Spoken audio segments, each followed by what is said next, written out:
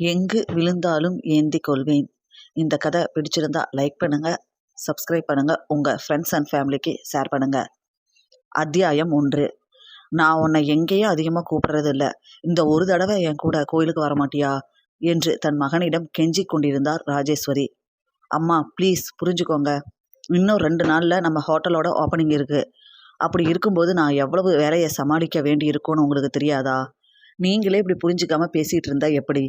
நாளைக்கு 9 மணிக்கு ஹோட்டலோட மேனேஜர் போஸ்ட்டுக்கு இன்டர்வியூ வேற வச்சிருக்கேன் என்று தன் அன்னையிடம் கோபமாக பேசினான் அஜய். அஜய், நீ முதல்ல புரிஞ்சுக்கோ. உனக்கு நம்பிக்கை இருக்கோ இல்லையோ, எனக்காக வா. உங்கள் அப்பா ஒவ்வொரு தடவையும் கடவுள்கிட்ட வேண்டிட்டு தான் எல்லாத்தையும் ஆரம்பித்தார். எல்லாமே நல்லபடியாக நடந்துச்சு. கடவுள் விஷயத்தில் ஈடுபாட்டோடு இருக்கணும் என்று ராஜேஸ்வரி ஆரம்பிக்க, அவருக்கு இனி பேசி புரிய வைக்க முடியாது என உணர்ந்து கொண்ட அஜய், என்னம்மா இப்போ உங்களுக்கு? நான் கோயிலுக்கு வரணும், அவ்வளவுதானே? வரேன், போதுமா என்று விட்டு தனது அறைக்குள் சென்று மறைந்து விட்டான்.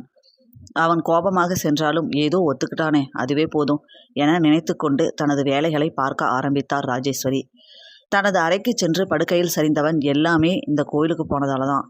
அவள் எனக்கு இல்லை அப்படின்னா ஏன் அந்த கடவுள் என் கண்ணில் அவளை காட்டணும் என்று நினைத்து கொண்டான். மனம் எப்பொழுதும் போல தன்னுள் புதைந்திருந்த அந்த பழைய நினைவுகளை மீட்டி பார்க்க ஆரம்பித்தது.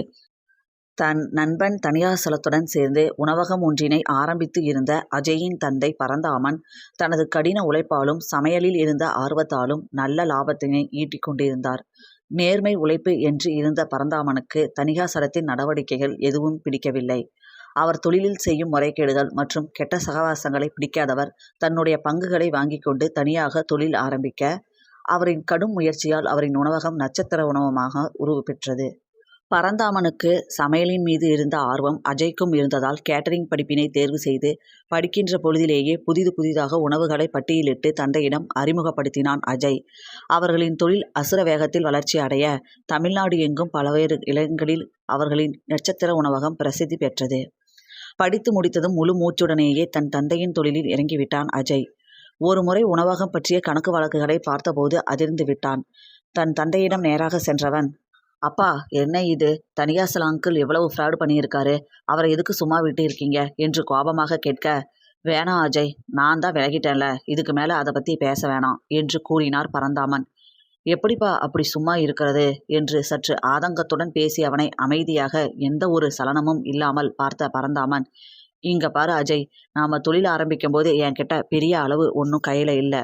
அப்போது தனியாசலம் தான் 75% அமௌண்ட் போட்டார். நான் வெறும் 25% தான் போட்டேன். நாம் இவ்வளவு பெருசாக வளர்கிறதுக்கு மூல காரணம் தனியாசலம் தான். அதனால தான் சொல்கிறேன், இதை இத்தோட விடு என்று சொன்னவரை ஆச்சரியமாக பார்த்த அஜய், நீங்கள் என்ன பேசுகிறீங்கன்னு புரிஞ்சு தான் பேசுகிறீங்களாப்பா? அப்படி பார்த்தா நீங்கள் அதை விட அதிகமாகவே ஹோட்டலில் வந்த பங்குல லாபம் கொடுத்துருக்கீங்க. கடைசியாக விலகும் போதும் அதுக்கு ஏற்ற மாதிரி அமௌண்ட் செட்டில் ஆகிருக்கு. கணக்குப்படி பார்த்தா அவர் கை வச்சது முழுக்க நம்ம அமௌண்ட்டில். அப்புறம் எதுக்கு இதை நம்ம சும்மா விடணும் என்று கேட்ட அஜயை சலிப்புடன் பார்த்த பரந்தாமன், விட்டுருனா விட்டுறேன் அஜய், ஏன் அதை பற்றியே பேசுகிற என்றவர் தொடர்ந்து, இப்போ நமக்கு பணத்தில் ஏதாவது பிரச்சனை இருக்கா என்று கேட்க இல்லை என்பது போல் தலையசைத்தான் அஜய். அப்புறம் என்ன, இப்போ அவங்க நம்மளை ஏமாத்தினதுனால நல்லா ஒன்றும் வாழலை. நாம் நம்மளோட 5 ஸ்டார் ஹோட்டலை தமிழ்நாட்டு ஸ்டேட்டில் பல இடத்துல ஓப்பன் பண்ணிட்டோம். ஆனால் நம்மளை ஏமாத்தின தனியாசலம் ஏற்கனவே பணக்காரர் தான் அப்படின்னாலும் அதுக்கு மேலே அவரால் முன்னேற முடியலை. அவர் செய்கிற 1-2 பிஸ்னஸ் கூட இப்போ அரையும் குறையுமாக தான் ஓடிட்டுருக்கு. இனிமே அவர்கிட்ட வாங்கி வாழ்கிற நிலைமை நமக்கு இல்லை. அப்புறம் எதுக்கு இதையே பேசிகிட்டு இருக்க? லீவ் இட் என்றவர் அஜய் அங்கிருந்து விலக செல்வதை கவனித்து, ஒரு நிமிஷம் அஜய், எனக்காக இது ஒன்று மட்டும் பண்ணு. உங்கள் அம்மா ராஜேஸ்வரிக்கு தனியாசலம் பொண்ணு மிருதுலாவை ரொம்ப பிடிக்கும். நானும் தனியாச்சலம் பண்ணதை பெரிய துரோகம் செஞ்ச மாதிரி ஒன்றும் எடுத்துக்கலை. நான் நல்லா வர்றதுக்கு அவரோட பணமும் உதவி இருக்குது. அதனால் இதை நீ இப்படியே விட்டுடணும். எப்பயும் உங்கள் அம்மா கிட்ட இந்த விஷயத்தை பற்றி சொல்லக்கூடாது என்று கேட்டுக்கொண்டார். சொல்ல மாட்டேன் என்பது போல தலையசைத்த அஜய் அந்த இடத்தில் இருந்து நகர்ந்து விட்டான். அதன் பிறகு வந்த நாட்களில் பரந்தாமன் அஜய்க்கென்று சில நிர்வாகங்களை பிரித்து கொடுக்க அதில் கொடிக்கட்டி பறந்தவன் 2 வருடங்களில் தந்தையை விட உச்சத்தை எட்டிவிட்டான். வளரும் தொழிலதிபருக்கான விருதையும் அந்த ஆண்டு வாங்கினான். அன்று மகிழ்ச்சியுடன் மகனை தடவிக்கொண்டார் பரந்தாமன். எனக்கு இது போதும் அஜய், இதை விட ஒரு அப்பாவுக்கு என்ன ஒரு சந்தோஷம் இருக்க போகுது என்று அவ்வளவு மகிழ்வாக பேசினார். ஆனால் அதுதான் தன் தந்தையை சந்திக்கும் கடைசி சந்திப்பு என்று அஜய் நினைத்தும் பார்க்கவில்லை. அன்று அதீத சந்தோஷத்தில் தன் மகனின் வெற்றியை தன் வெற்றியை விட மேலாக கொண்டாடி மகிழ்ந்துவிட்டு உறங்க சென்ற பரந்தாமன் அடுத்த நாள் எழவே இல்லை. இந்த உலகை விட்டு பிரிந்து இருந்தார். ராஜேஸ்வரி இடிந்து போனார். அஜய்க்கும் இது மிகப்பெரிய இழப்புதான். தனது தோழன் போல இருந்த தந்தை, தனக்கு குருவாக இருந்த தந்தை இழந்ததை அவனால் ஏற்றுக்கொள்ள முடியவில்லை. ஆனால் தன் தந்தையின் ஆசைகளுக்காகவும் கனவுகளுக்காகவும் அவனது துக்கத்திலிருந்து முடிந்தவரை விரைவில் மீண்டு விட்டான். பரந்தாமன் ஒரு பொறியியல் பட்டதாரி. இருந்தாலும் அவருக்கு சமையலின் மேல் அலேதி பிரியம். ஆனால் உணவகம் ஆரம்பிக்க அவரின் தந்தை ஒத்துக்கொள்ளவில்லை. தன் மகனின் ஆர்வத்தை புரிந்து கொண்ட அவரின் தாய் அவருடைய நகைகள் அனைத்தையும் அவரிடம் கொடுத்து பரந்தாமனின் கனவிற்கு உயிர் கொடுத்தார். நம்ம ஹோட்டலை பற்றியும் நம்ம ஹோட்டலோட சமையலை பற்றியும் ஊர் உலகம் பேசுகிற அளவுக்கு நம்ம ஹோட்டலை பெரிய அளவுக்கு மாற்றணும் என அடிக்கடி அஜயிடம் கூறியிருக்கிறார் பரந்தாமன். உங்கள் மூலமாக உருவான அந்த ஹோட்டலை யார் நினச்சாலும் உங்கள் பேர் அழிக்க முடியாத மாதிரி மாற்றுவேன் அப்பா என்று அப்பொழுதே தனக்குள் சூளுரைத்து கொண்டான். அடுத்த 3 வருடங்களுக்கு அயராது உழைத்தான்.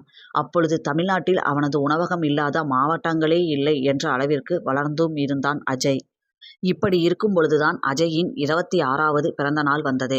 அஜய் எவ்வளவு மறுத்தும் கேளாமல் ராஜேஸ்வரி அவனை கோவிலுக்கு அழைத்து வந்திருந்தார்.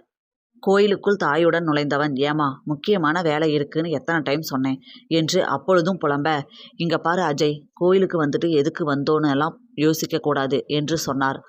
அதெல்லாம் சரிதாம்மா, எதுக்கு இந்த பட்டு வேட்டி பட்டு சட்டை இதெல்லாம் கொஞ்சம் ஓவரா இல்லை என்று அவன் கேட்க, இன்னைக்கு உன் பிறந்த நாள்னு தாண்டா போட சொன்னேன், எனக்காகடா என்று மகனுக்காக இறங்கி வந்தார் ராஜேஸ்வரி. தாய் இறங்கிய குரலில் பேசவும் அதற்கு மேல் எதுவும் பேசாமல் அமைதியாகிவிட்டான் அஜய். இருவரும் சென்று சாமி தரிசனம் செய்துவிட்டு ராஜேஸ்வரி ஏற்பாடு செய்திருந்த பூஜைக்காக சென்றனர். அங்கே யாகத்தில் அமர்ந்து இருந்த ஐயர் அஜயை யாகத்தில் அமர்ந்து தான் சொல்லும் மந்திரங்களை திரும்ப சொல்லுமாறு சொல்ல தாயை சலிப்பாக நிமிர்ந்து பார்த்தான் அஜய். ராஜேஸ்வரி கண்களால் இறைஞ்சவும் அமைதியாக சென்று யாகத்தில் அமர்ந்தவன் ஐயர் கூறுவதை எல்லாம் திருப்பி கூற ஆரம்பித்தான். கிட்டத்தட்ட அனைத்து சம்பிரதாயங்களும் முடியும் நேரத்தில் ஒரு முக்கியமான அழைப்பு வர, ஒரு நிமிஷமா என்று விட்டு எழ முயற்சித்தவனை அஜய் என்ன பண்ற என்று தடுக்க நினைத்தார் ராஜேஸ்வரி. அம்மா செய்யும் தொழிலே தெய்வம்னு ஒரு பழமொழியே இருக்கு தெரியும்ல, நம்ம வேலையை சரியா செய்யல அப்படின்னா அது கடவுளுக்கு கூட பிடிக்காது என்று விட்டு தனது அலைபேசியை உயிர்ப்பித்து காதில் வைத்தபடி அங்கிருந்து நகர்ந்து விட்டான்.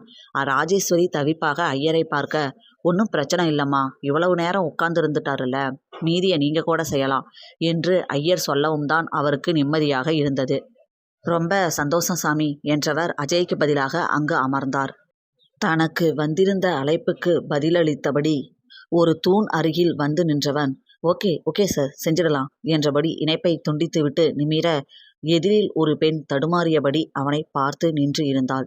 யார் இது என தனக்குள் நினைத்தவன் அவளையே பார்த்திருக்க, ஹலோ என்றாள் அவள். ஹலோ என்று அவனும் பதிலுக்கு சொல்ல, நான் சாரி நீங்க என்று அவள் தடுமாறியபடி பேச அவளை ரசனையுடன் பார்த்தான் அவன். இதுவரை யாரும் அவனிடம் இப்படி வந்து பேசியது கிடையாது. அவனுக்கும் பெண்களிடம் பேச நேரம் கிடைத்ததில்லை. படிக்கும் காலம் தொட்டே தந்தைக்கு உதவியாக இருந்து கொண்டு படிப்பையும் தொடர்ந்ததால் அவனுக்கு பெண்களிடம் பேசுவது ரசிப்பது என்று எதிலும் ஈடுபாடு கிடையாது. ஆனால் முதலாக தானாக தன்னிடம் வந்து தயக்கமும் பதட்டமுமாக பேசும் அவளையே ஏனோ கண்கள் ரசனையுடன் வைத்தது. எளிமையான காட்டன் புடவையை உடுத்தி மிதமான அலங்காரத்தில் சிற்பமென இருந்தவளை விட்டு அவனால் கண்களை எடுக்க முடியவே இல்லை. அவள் பேசும் பொழுது அவள் கீழ் உதட்டில் விழும் மடிப்பு அவனை கிறங்கடிக்க செய்தது.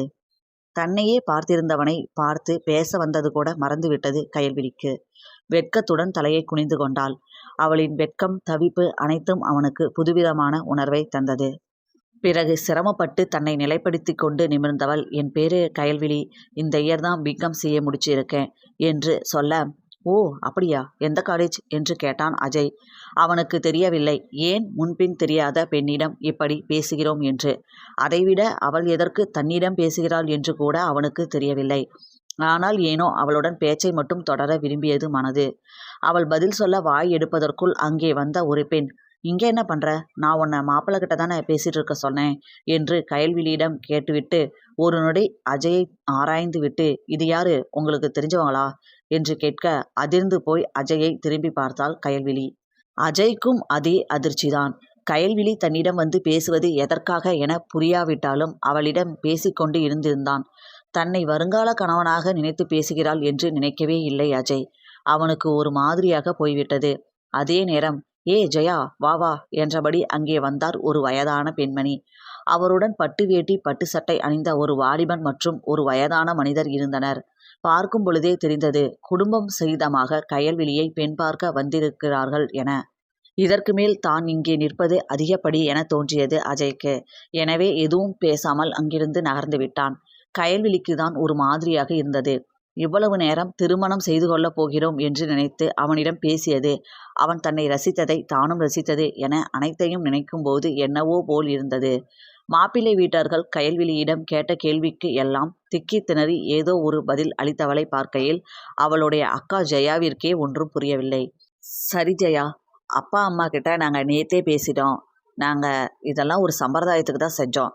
இன்னும் 2 வாரத்துக்குள்ள கல்யாணமே நடந்து முடிஞ்சிடும் என்று மணமகனின் தாய் சொல்ல, அது யார் காதில் விழுந்ததோ இல்லையோ அவர்களை கடந்து சென்று கொண்டிருந்த அஜயின் காதில் நன்றாக விழுந்தது. யாரோ ஊசியை தன் இதயத்தில் இறக்கியது போல ஒரு உணர்வு அவனுக்குள். பிறகு தன் தலையை வேகமாக ஆட்டிக்கொண்டவன், இதெல்லாம் சும்மா ஒரு அஃபெக்ஷன் என மனதை சமாதானம் செய்துவிட்டு அவர்களை கடந்து சென்றான். சிறிது நேரம் பேசியிருந்துவிட்டு அங்கிருந்து நகர்ந்தனர் மணமகன் வீட்டார். ஏனோ மாப்பிள்ளை ஒட்டாத தன்மையுடன் தன்னுடன் நடந்து கொள்வது போல தோன்றியது கயல்விழிக்கு. ஆனால் அவள் எதையும் மனதில் வைத்து கொள்ளும் மனநிலையில் இல்லை. இங்கிருந்து கிளம்பினால் போதும் என்று இருந்தது. ஜெயா கயல்விழியின் புறமாக திரும்பி, வீட்டுக்கு கிளம்பலாமா என்று கேட்க, அதற்கே காத்திருந்தது போல சரி என்பது போல தலையை ஆட்டினாள். அதன் பிறகு கயல்விழி அஜயின் கண்களில் படவே இல்லை. ஆனால் அஜய்க்கு அவளின் முகம் அடிக்கடி நினைவில் வந்து போனது.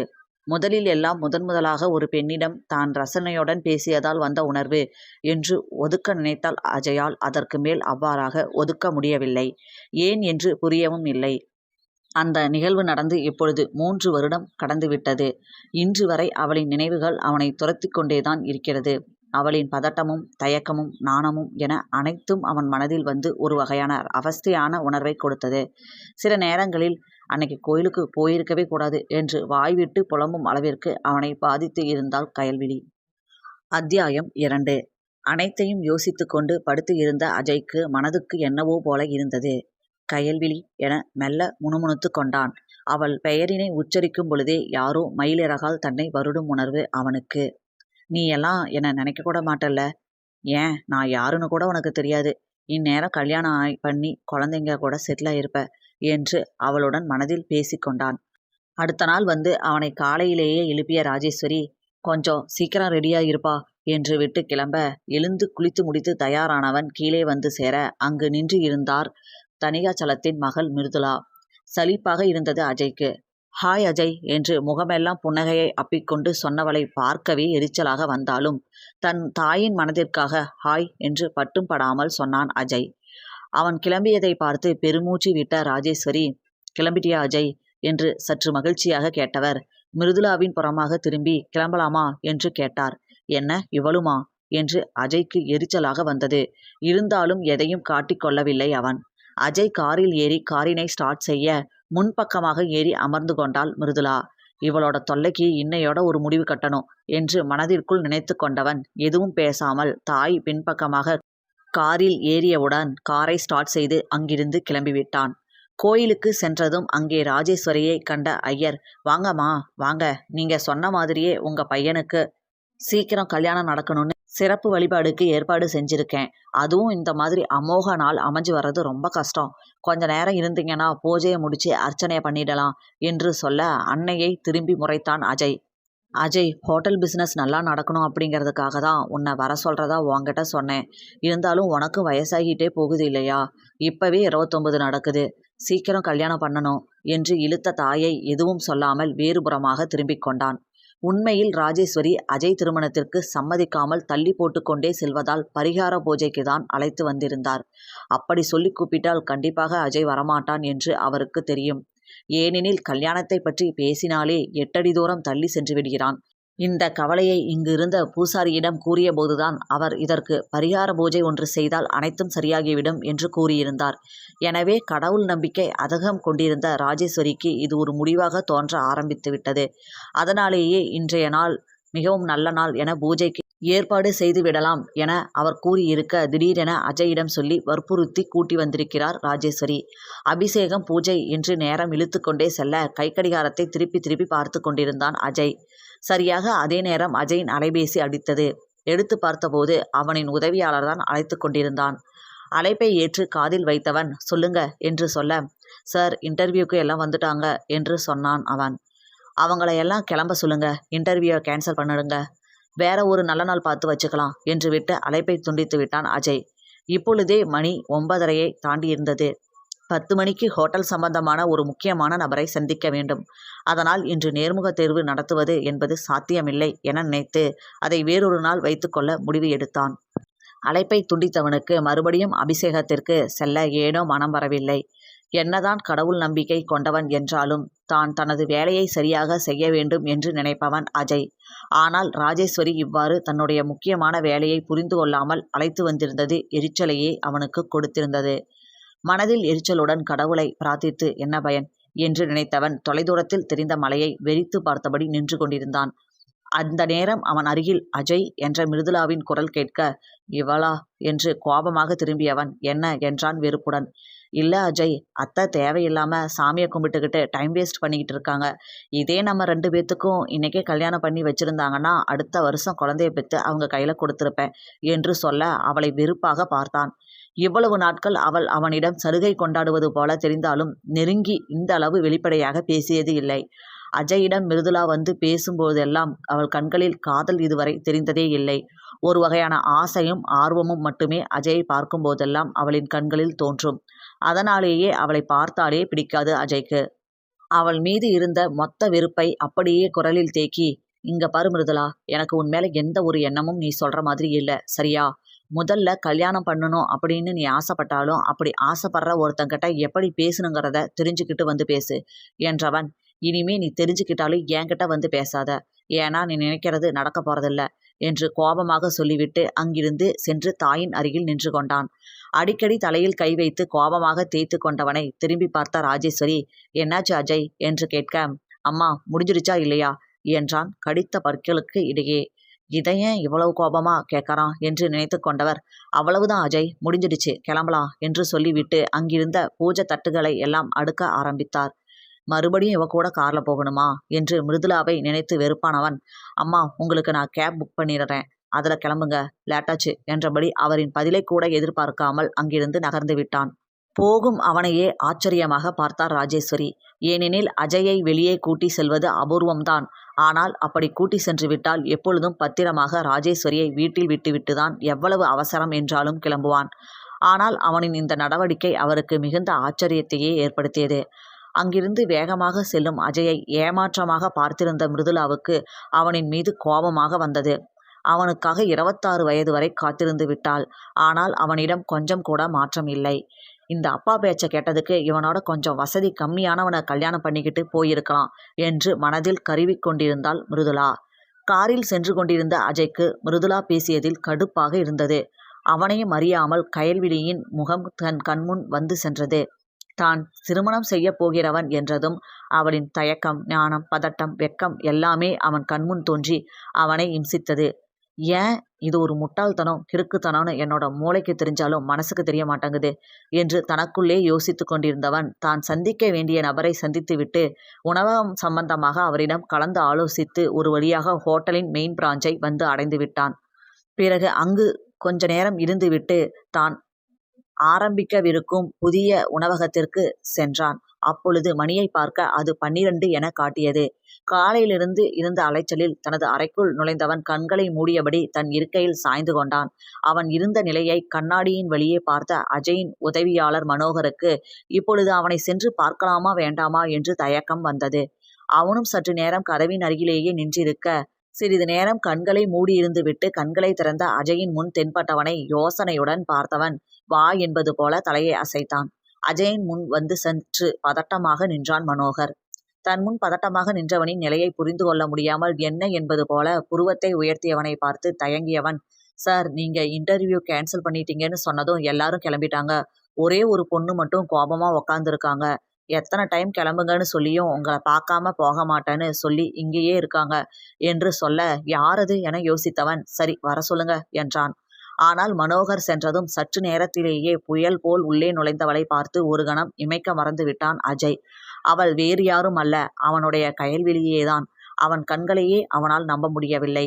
அவன் முன் கோபமாக வந்து நின்றவள், சார், நீங்க ஏன் இன்டர்வியூ கேன்சல் பண்ணீங்கன்னு தெரிஞ்சுக்கலாமா என்று சற்று ஆதங்கத்துடன் கேட்க, எதுவும் பேச தோன்றாமல் அவளையே பார்த்து கொண்டிருந்தான் அஜய்.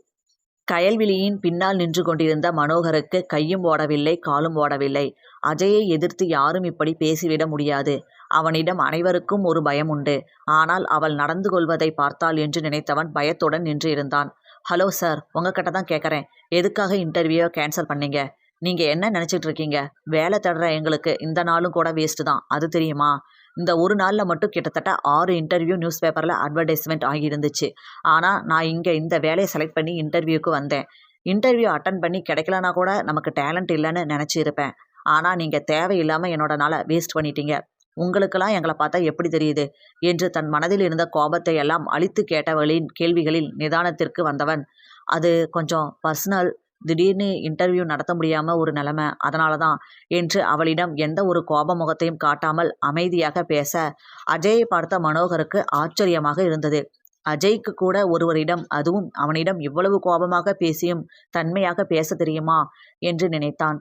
இருந்தாலும் முகத்தில் எதையும் காட்டிக்கொள்ளாமல் அமைதியாக நின்று இருவரையும் பார்த்து இருந்தான். ஏனெனில் அஜய்க்கு தான் செய்யும் காரியத்திற்கு யாரிடமும் விளக்கம் கொடுக்க பிடிக்காது. அதன் காரணத்தினாலேயே அவனுக்கு என வரும் பல சலுகைகளை அவன் இழந்திருக்கிறான் என்பது அவனுடைய உதவியாளனான மனோகருக்கு நன்றாகவே தெரியும். ஆனால் இன்று கயல்விழியிடம் பேசிக் கொண்டிருக்கும் அஜய் முற்றிலும் மாறுபட்டவனாக அவன் கண்களுக்கு தெரிந்து கொண்டிருந்தான்.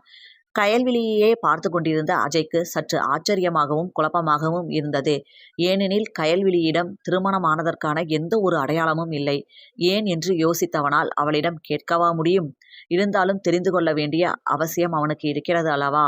தன்னுடைய உதவியாளன் பக்கமாக திரும்பியவன், கயல்விழி ரெசியூமியை கொஞ்சம் தரீங்களா என்று கேட்க, இப்பொழுது மனோகரனுக்கு நன்றாக புரிந்தது ஏன் அஜய் இவ்வளவு அமைதியாக இருந்தான் என. தெரிஞ்ச பொண்ணு போல என்று நினைத்து கொண்டவன், ஓகே சார் என்று அவளுடைய பயோடேட்டாவை எடுத்து வந்து அஜயிடம் கொடுத்தான். ஆனால் கயல்விழிக்கு அதை போல எந்த ஒரு குழப்பமும் இருக்கவில்லை. ஏற்கனவே தன்னுடைய பயோடேட்டாவை அஜய் பார்த்திருப்பான் என நினைத்து கொண்டு அமைதியாக நின்று கொண்டிருந்தாள். ஆனால் அவளுக்கு எங்கே தெரிய போகிறது, ஒருவரை அவன் பணிக்காக தேர்வு செய்யும் வரை அவர்களை பற்றி எதையும் அலசி ஆராய மாட்டான் என்று.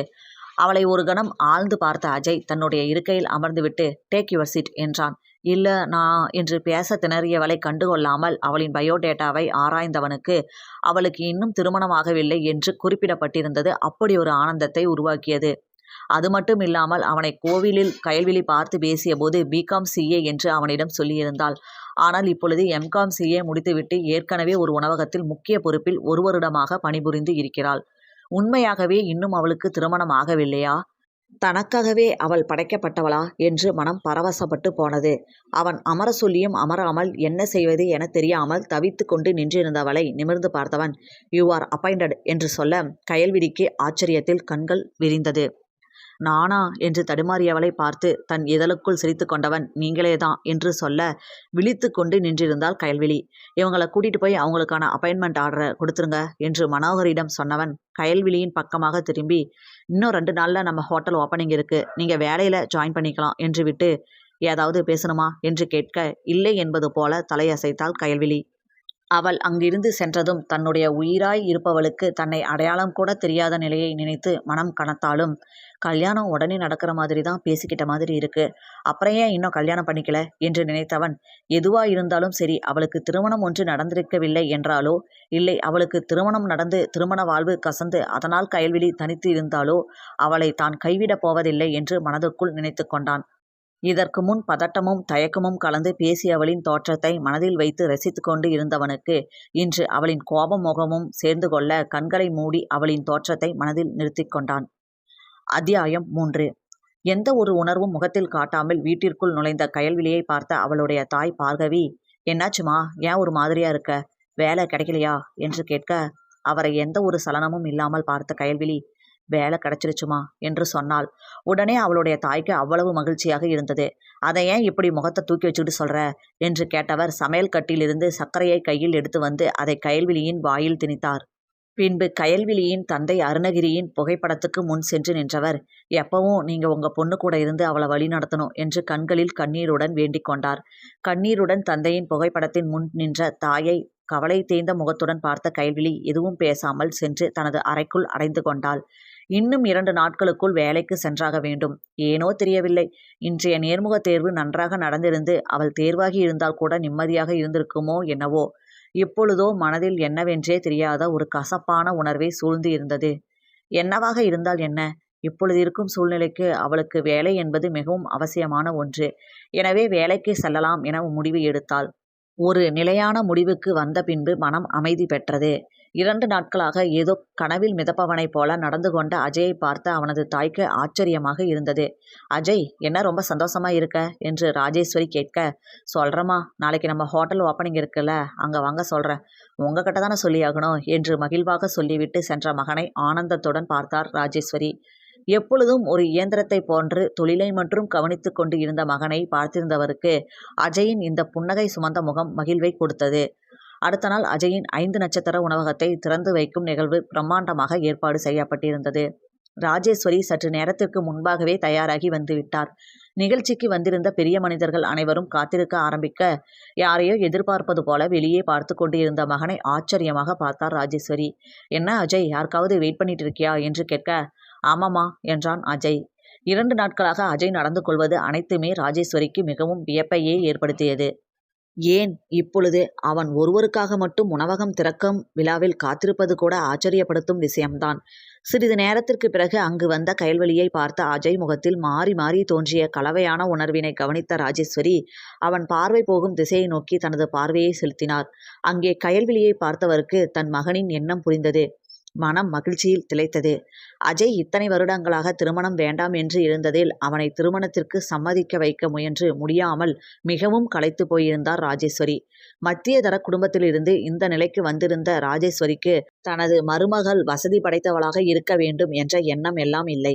தன் மகனுடன் ஒன்றி வாழ்ந்தால் போதும் என்ற எண்ணத்தில் மட்டுமே இருந்தவருக்கு கயல்விழியின் எளிமை பொருந்திய தேவதை போன்ற தோற்றம் மனதை கவர்ந்து இழுக்க செய்தது. அஜயின் பக்கமாக திரும்பியவர், ஆமா அஜய், இந்த பொண்ணு என்று கேட்க, தாய் எதற்கு கேட்கிறார் என்று புரியாவிட்டாலும், நம்ம ஹோட்டலோட நியூ மேனேஜர்மா என்று சொன்னான் அஜய். அந்த இன்டர்வியூ தான் கேன்சல் ஆயிடுச்சு அப்படிங்கிற மாதிரி ஃபோனில் மனோகர்கிட்ட பேசிட்டு இருந்த அப்படின்னு மிருதுலா சொன்னாலே என்று ராஜேஸ்வரி அஜயிடம் கேட்க, எல்லாத்தையும் அம்மா கிட்ட எப்போ பாரு சொல்லிக்கிட்டே இருக்கிறது தான் இந்த மிருதுலாவுக்கு வேலை என்று மனதில் நினைத்து கொண்டவன் நேர்முக தேர்வு நடந்த அன்று நடந்ததை சுருக்கமாக ராஜேஸ்வரியிடம் சொல்லி முடித்தான். அவன் சொல்வதை கேட்டுக்கொண்டவருக்கு சரியாக நேர்முக தேர்வு நடந்த அன்றிலிருந்துதான் அஜய் இவ்வாறாக மகிழ்ச்சியாக இருப்பது புரிந்தது. அதே நேரம் தான் வேலை தேடி வந்த இடம் என்றாலும் தைரியமாக வந்து நின்று பேசிய கயல்விழியின் தைரியம் மிகவும் பிடித்தது. சற்றும் யோசிக்காமல், அஜய், உனக்கு கயல்விழியை பிடிச்சிருக்கா என்று ஆசையாக ராஜேஸ்வரி கேட்க, அம்மா அது என்று தடுமாறியபடி இழுத்தான் அஜய். ராஜேஸ்வரியிடமிருந்து இப்படி ஒரு அதிரடியான கேள்வியை அஜய் எதிர்பார்க்கவில்லை. ஆனால் அவனின் இந்த தடுமாற்றமே அவருக்கு அவனின் மனதில் இருப்பதை நன்கு உணர்த்தியது. இதற்கு முன்னால் இப்படி ஏதாவது ஒரு கேள்வியை கேட்டாலோ இல்லை திருமணத்தை பற்றி பேசினாலோ, வேலை இருந்தா பாருங்கம்மா, எப்ப பாரு கல்யாணத்தை பற்றியே பேசிக்கிட்டு என்று எரிச்சலாக சொல்லிவிட்டு நகர்ந்து விடுவான். ஆனால் இப்பொழுது அவனின் தடுமாற்றம் கயல்விழியை பார்க்கும் பொழுது கண்களில் தோன்றும் ஆவல் அனைத்தையும் பார்த்தவருக்கு கயல்விழி தன் மகனின் மனதை கவர்ந்து விட்டாள் என்று தெளிவாக புரிந்தது. சிறிது நேரம் கழித்து விழா ஆரம்பிக்க அனைவரும் அந்த உணவகத்தின் வாயிலேயே வந்து அடைந்தனர். அப்பொழுது ராஜேஸ்வரியிடம் வந்து நின்ற மனோகர் அவரிடம் பூக்களால் அலங்கரிக்கப்பட்ட தட்டினை நீட்டி, சிசரை எடுத்து ரிப்பனை கட் பண்ணுங்க மேடம் என்று சொல்ல, அந்த தட்டில் இருந்து கத்தரிக்கோலினை எடுத்துக்கொண்டவர் கூட்டத்தின் புறமாக திரும்ப அங்கே ஒரு ஓரமாக நின்று இருந்த கயல்விழியை பார்த்தார். வா என்பது போல அவளை பார்த்து தலையை ஆட்டினார். திடீரென்று அவர் அழைத்ததில் குழம்பி போன கயல்விழி சுற்றும் முற்றும் பார்க்க, உன்னதான் கயல்விழி, இங்க வா என்றார் ராஜேஸ்வரி. அவர் அவளை அழைத்ததும் யோசனையில் புருவம் சுருங்க அவரின் அருகில் வந்தாள் கயல்விழி. அவளிடம் கத்தரிக்கோலினை நீட்டினவர், ரிப்பனை கட் பண்ணுமா என்று சொல்ல, என்ன நானா என்று அதிர்ந்து போய் கேட்டாள் கயல்விழி. நீயே தான் ரிப்பனை கட் பண்ணுமா என்று மறுபடியும் ராஜேஸ்வரி சொல்ல, எதுவும் புரியவில்லை என்றாலும் அனைவர் முன்னிலையிலும் தனது எம்டியின் தாயை எதிர்த்து பேச முடியாமல் கத்தரியை கையில் எடுத்தவள் ரிப்பனை வெட்டி அந்த உணவகத்தை திறந்து வைத்தாள். தாயின் இந்த செயலில் அவருக்கு கயல்விழியை பிடித்து இருக்கிறது என உணர்ந்து கொண்ட அஜய்க்கு மகிழ்ச்சியில் மனம் ஆனந்தத்தில் திளைத்தது. ராஜேஸ்வரியின் இந்த செய்கையால் அங்கிருந்த அனைவருக்கும் கயல்விழியின் மீது மிகுந்த மரியாதை தோன்றியது. விழாவில் முக்கிய நிகழ்வு அனைத்தும் முடிந்ததும் ராஜேஸ்வரி கிளம்ப, அம்மா வாங்க, நான் உங்களை வீட்டில் விட்டுறேன் என்றபடி வந்த மகனை வேண்டாம் என்பது போல் தலையசைத்தவர், கார் டிரைவரை வர சொல்லியிருக்கேன், இன்னைக்கு எவ்வளவோ வேலை இருக்கும், நீ போய் வேலையை பாரு என்று விட்டு கிளம்பிவிட்டார். அந்த நேரம் உணவகம் அமைதி நிலைக்கு திரும்ப பொழுது சாயும் நேரமே ஆனது. எப்பொழுதும் கிளம்புவது என்று தெரியாமல் அமைதியாக வேலை பார்த்து கொண்டிருந்த கயல்விழியிடம் வந்து நின்ற மனோகர், மேடம் உங்களை சார் கூப்பிடுறாரு என்றவன் அஜயின் அலுவலக அறை இருக்கும் திசையை சொல்ல, சரி என்பது போல தலையை அசைத்தவள், நான் உங்களோட சின்ன பொண்ணு, நீங்க என்ன கயல்விழினே கூப்பிடலாம் என்று சொல்ல, என்னது இவங்கள கயல்விழின்னு கூப்பிடணுமா? வேண்டாண்டா சாமி, ஏற்கனவே எம்டியும் அவங்க அம்மாவும் மாறி மாறி இவங்கள கொண்டாடுறாங்க, எதுக்கு நமக்கு வம்பு என்று நினைத்த மனோகர், இனிமே அப்படி கூப்பிட ட்ரை பண்றேங்க என்று மட்டும் சொல்லிவிட்டான். மனோகரிடமிருந்து விடைபெற்று அஜயின் அலுவலக அறைக்குள் நுழைந்தாள் கயல்விழி. குனிந்து மடிக்கணினியில் ஏதோ வேலை செய்து கொண்டிருந்தவன் அவளின் அரவம் கேட்டு நிமிர அவனால் கண்களை அகற்றவே முடியவில்லை. சிரமப்பட்டு தனது பார்வையை இயல்பு நிலைக்கு கொண்டு வந்தவன், வெல் சிடவுன் மிஸ் கயல்விழி என்று சொன்னான். அவளும் அமைதியாக அவனுக்கு முன் இருந்த இருக்கையில் அமர்ந்து கொண்டாள். நீங்க ஏற்கனவே ஹோட்டல்ல ஒர்க் பண்ணி இருக்கிறதால நிறைய விஷயம் உங்ககிட்ட சொல்ல தேவையில்லை, இருந்தாலும் சில டீட்டெயில்ஸ் எல்லாம் சொல்றேன் என்றவன் அவளிடம் சிறிது நேரம் கலந்தாலோசித்தான்.